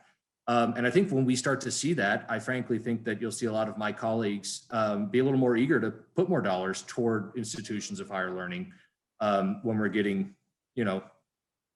payoff for our investment, as it were. So thanks, Representative Larson. I appreciate your answer. I'm going to let the rest of the trustees know I'm putting you on notice now that I'm going to open up for questions from anyone that wants to ask them after Representative Young speaks. And so if you want to start thinking about questions you may have after Representative Young, I'll let folks jump in because I know there are a lot of very thoughtful folks on this call who will have direct questions. So I want to get out of the way. I may come back at the end with some closing questions, but just if you have questions on your mind in a minute, I'll ask you to unmute and let you ask it in your own voice, because I know you'll probably have context you want to add. But I will first let Representative Dr. Young jump in with any thoughts she has on what she thinks we should be doing on higher ed funding.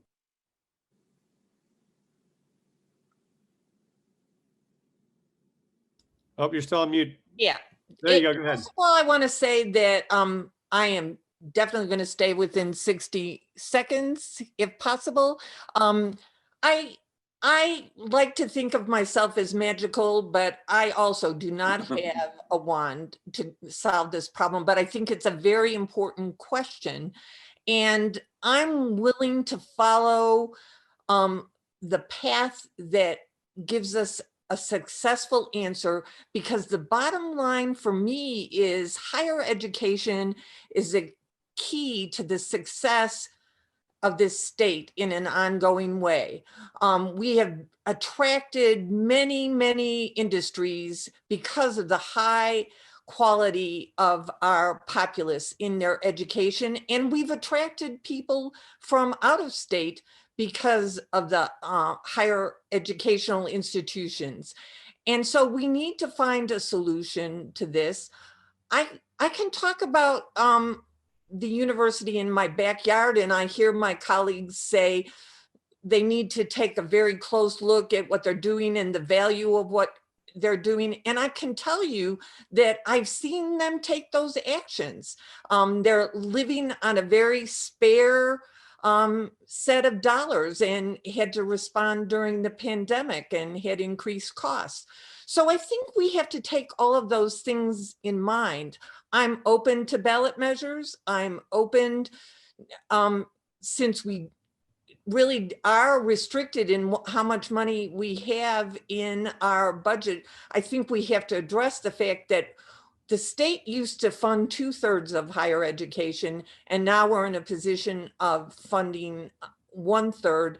And that puts us in a very negative space when we look at other states. So I think it is a very important question. Thank you so much, Representative Young. So I would invite any other trustees who have questions, feel free to unmute yourself and jump in. I would ask you to keep your question concise in the same way we've asked our panelists to keep their answers concise, because I know we have a lot of folks who will want to jump in. And so I'll open up the mic if there are any trustees or participants who want to unmute and jump in with questions.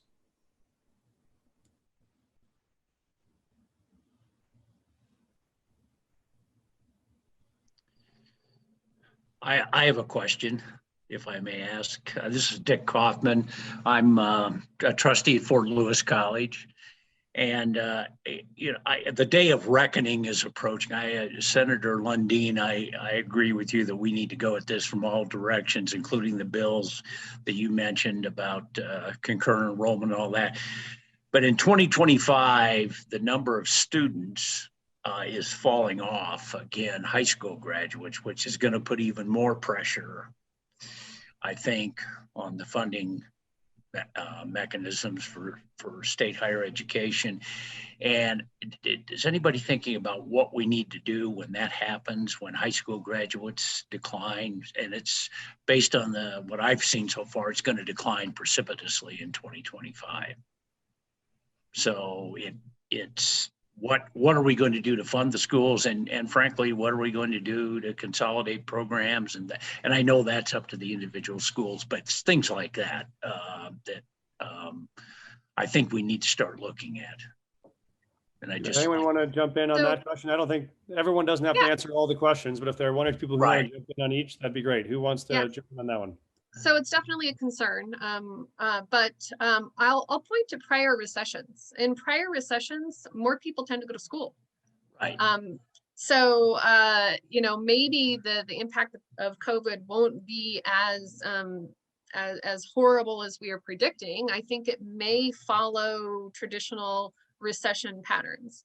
But it all depends on the receiving end, on how we take those students in and what their experience is and what we're offering.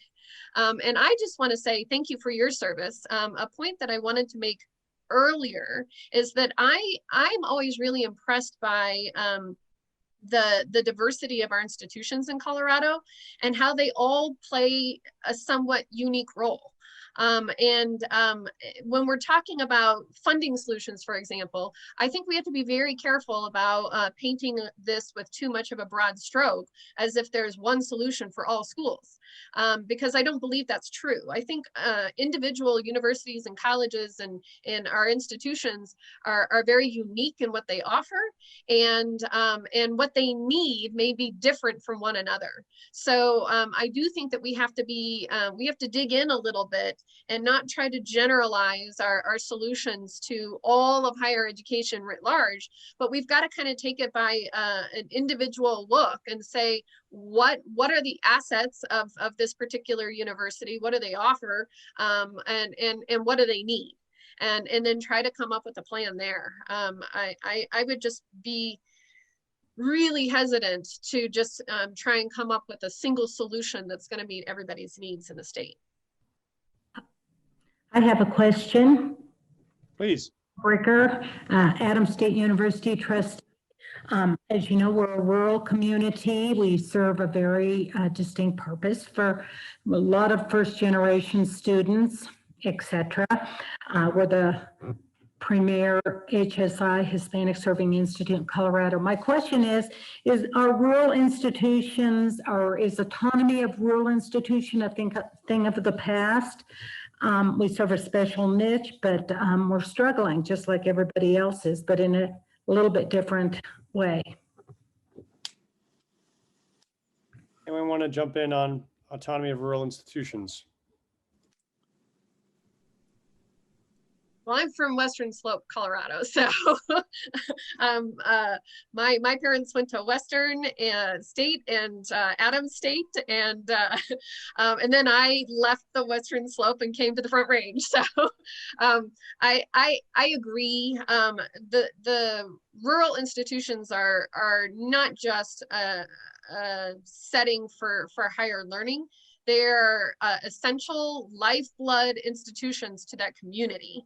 So it's really important, the role that they play in those communities in rural Colorado is essential to the economy and to many other aspects of our rural settings. So in my mind, I believe that it's a critical component of maintaining and keeping those institutions viable is by fostering that autonomy. Let me jump in. This is Lundeen jumping in on this, and it's kind of in response to the current question regarding Adams State and Trustee Kaufman's prior question. I take great heart in the fact that you're asking these questions. You're looking forward. You're not in denial, and you're not saying, hey, we've got this service, we provide it, you need to come and take this service from us.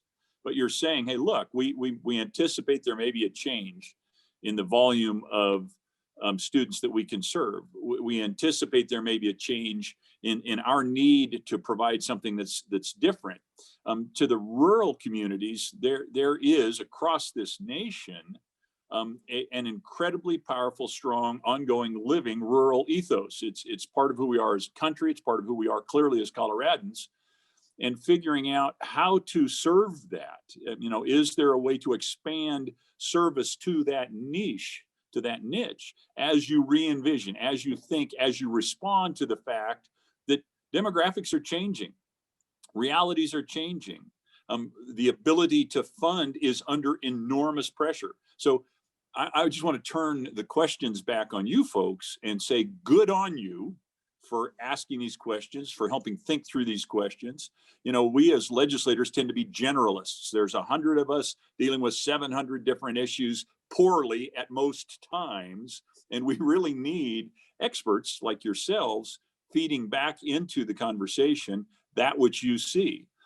And I would challenge you, feeding back into that conversation your best vision of what you can be doing to re-envision, to reinvent, to prepare for tomorrow, instead of just defending what we once did and we're really comfortable doing today.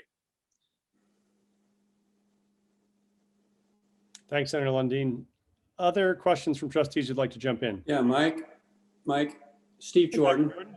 Yeah, this is Steve Jordan, a trustee with the University of Northern Colorado. And thank you to the legislators for doing this today. We greatly appreciate it. So my question is along this line, that for more than a decade, state policy leaders have been targeting the need to close the state's educational attainment gap. And while there have been numerous individual institutional efforts, there has not been a comprehensive statewide initiative which aligns the total need that we would have to solve this problem, the collective capacity of all of our public institutions in Colorado. What's the possibility of the General Assembly initiating a 2-year interim study, looking broadly at the need to solve this problem in Colorado, the capacity and role of each of our institutions, the best practices of other states, and the financing that would be required to achieve closing this gap within 10 years? Thanks, Well, Dr. Jordan. I don't think the legislature has ever turned away an opportunity to do a task force or an interim study. We're famous for them. I'm actually more concerned though, do we act on those? You know, I was a part of this fabulous conversation around making higher education more attainable, and yet we were not able to accomplish hardly any of those goals that we set out through legislation, simply because COVID struck and it interrupted our ability to fund those initiatives. I'm struck by something that Executive Director Piccioni brought forward in her SMART Act hearing that I thought was really a good idea and concept, which was this idea of having an equity officer, you know, with the department. And I think that that stands to benefit greatly. We've had a couple of proposals to fund that position, and then they were cut last minute because we had to make a decision between, do we cut student aid or do we cut the equity officer? You know, it was kind of these Sophie's choice type of choices. So rather than moving forward with things that were new or pilot programs or new initiatives, we were faced with the challenge of shoring up our existing programs and trying not to divert too much funding away from financial aid for students. So I think that we could make great progress by through the equity officer through CDHE, but I would not be opposed to also studying the issue and coming up with a great plan, just as long as we follow through with it. I'm going to call on you, Representative Larson. I'm going to get Elaine Gans-Berman in here after you, Representative Larson. But yeah, I think I'd love to hear your thoughts on this question. I think we do know, to add to Dr. Jordan's point, that one of the legacy impacts of the virus is for certain going to be the exacerbation of inequalities that existed before the pandemic, for sure, around low-income kids and kids of color access to both K-12 opportunity and higher ed opportunity. And so that will certainly be an equity that was there and is now even larger. Representative Larson, what are your thoughts on how we should think about taking on this attainment gap question, whether it is through study or action or both? Love your thoughts. No, absolutely. And I do want to, I hope my head gestures were not too distracting while Representative or Senator Zenzinger was talking. You know, this is my 3rd year in the legislature, and I'm already pretty jaded about the efficacy of us taking action on interim studies. But I do think you touch on a very important issue. And to be frank with you, I think that the answer lies, I think that the higher education is certainly a part of it, but I think that it's a K-12 issue more than it is a higher education issue. You guys are sort of the end user, and I think that the equity issues that we're seeing are the result more of structural inequities that we have in the K-12 system that simply aren't preparing these kids for success in higher education. So I think if we're gonna have a meaningful conversation about that, which we absolutely should, and I think should be the #1 priority of the state, frankly, I think it needs to be, frankly, a K through, higher ed conversation, because laying the educational foundations to prepare somebody who may be a first generation college student, or maybe who isn't naturally oriented there through family pressures, social pressures, that sort of thing. That's a big lift. And you can't just magically pop in to, a 16-year-old who has not been preparing for, a college education their entire life, and then come in and say, oh, maybe you should consider college. You can do that, but you've lost the first, the first segment of that kid's education to orient them toward that, to lay the educational foundations. So I think it needs to be a much broader conversation. Things like, there was a few bills in the 2019 session that popped into mind, that worked on with now Senator Janet Buckner, around kind of setting expectations. If students prove academically successful in their freshman year, that they're automatically enrolled in higher, AP courses, honors courses, IB courses, expanding the opportunity for kids to enroll in those, the awareness of it, really getting our arms around early childhood literacy. Again, I know it seems a stretch, but the foundations that we lay K through 3, and giving them a solid foundation in reading, a solid foundation in mathematics at that early age sets the stage for their preparedness for the rest of their academic career. So I think we need to be a lot more holistic in our look. I don't know that a study, frankly, would bear any fruit. It's not something I'm adamantly opposed to. I just don't know that would be the best bang for our buck. But I would love to see the institutions of higher learning get engaged with K-12. And I mean, I'm not saying you guys already aren't, but I think that, K-12 is the pipeline for your institutions. And the successes that the K-12 system has is the successes that you all will see, whether it's in your community college system, our flagship universities, our rural institutions. I think it's a very symbiotic relationship, and I think that's where the conversation needs to head. I'm going to turn it over to Elaine, as I thought. I just add one thing, Representative Larson. I think there's two components linked to this question of the attainment gap. One is around preparation, which you mentioned, and the second is around capacity to pay, right? And so what we know is that when we look at right now, 500,000 Coloradans out of work over the last 6 months with the virus. We know disproportionately those are service workers, those are retail industry, those are people making at or below the self-sufficiency standard. Most of those are families of color, young people of color, many of them are working students of color. And so just the sheer capacity to make the tuition payments may be the obstacle, and as many times as it is the academic preparation to succeed in that coursework. And so I think we're going to see dual pressure on that attainment gap. Yes, some from preparation and some from the ability to pay. But I think, Elaine, you wanted to jump in with some thoughts on this as well. Actually, I'm going to talk about something else, Mike. So if you want to finish on this topic, then I'll proceed after that. Any other folks that wanted to jump in? Representative Young, you want to jump in on this? Quickly, I think that everyone has made a very important point. Little real concrete action comes out of interim committees with funding restrictions.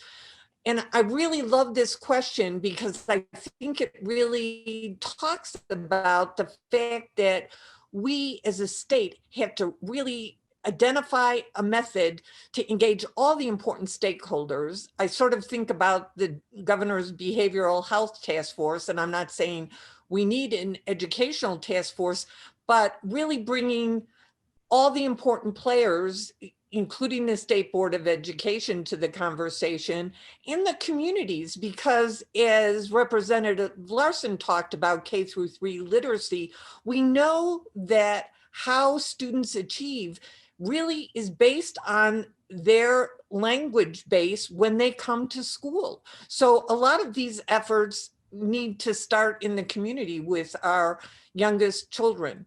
So an important conversation that we shouldn't stop.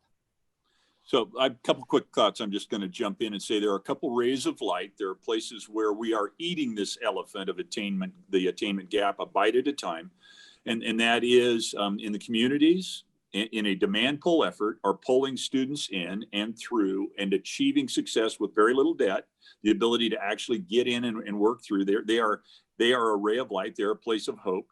And as we continue to expand this integration between the K-12 environment, the P-12 environment, and higher ed, when we give those students who come from a cultural circumstance where they may not believe they can even do it, let alone afford it, et cetera, we just have to give them the hope they can do it. And we can do that through the aspects of concurrent enrollment and elements that we have been developing aggressively over the last several years. So there's a couple rays of light to getting to eating this enormous elephant that Dr. Jordan correctly has identified. I'm going to jump in now because I see that we only have 2 to 3 minutes left until the session and the whole event is over. And I want to make sure that the legislators that have joined the call are aware that we have launched something very exciting today, which is a Colorado Trustee Network. And we're going to be bringing together all the trustees throughout the state of Colorado. We're going to be learning together. We're going to be talking a lot about the equity gap, the funding situation, the segue between higher ed and the workforce.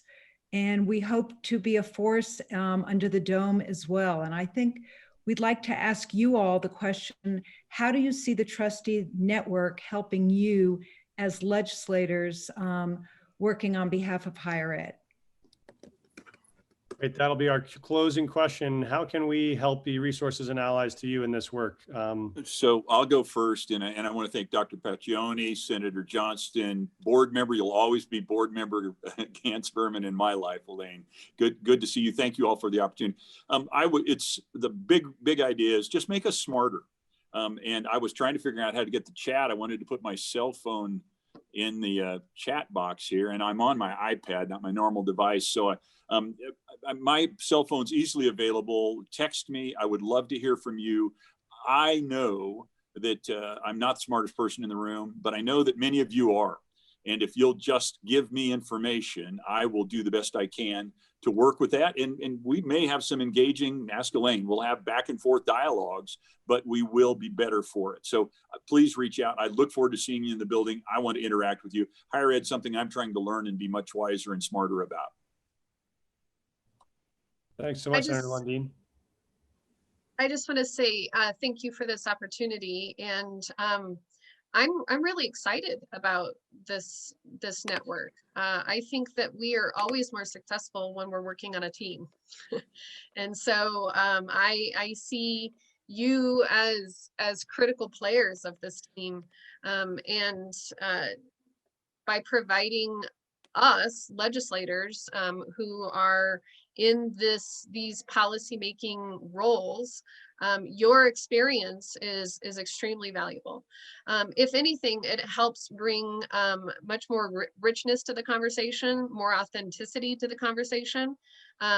Having the collective minds working through the different problems from your perspectives, only good can come out of that in my mind. So thank you for doing that and for making such a commitment. I think if we're gonna save the state of higher education here in Colorado, we're gonna need you. We're gonna need everybody. And I personally am very concerned. I just really see this as a critical tipping point right now for higher education in Colorado. And your commitment and by bringing together this coalition really says to me that you're doubling down on our future success. So thank you. Thank you so much, Senator Zenziger, and huge thanks to the panelists. I'm going to give Representative Dr. Young, you get the closing thoughts today. What are the best ways that we can help you in your work in being effective to help higher ed? I totally agree. We need to understand better the on-the-ground realities, and we appreciate hearing that. I appreciate hearing that. I put my phone number and my email address in the chat.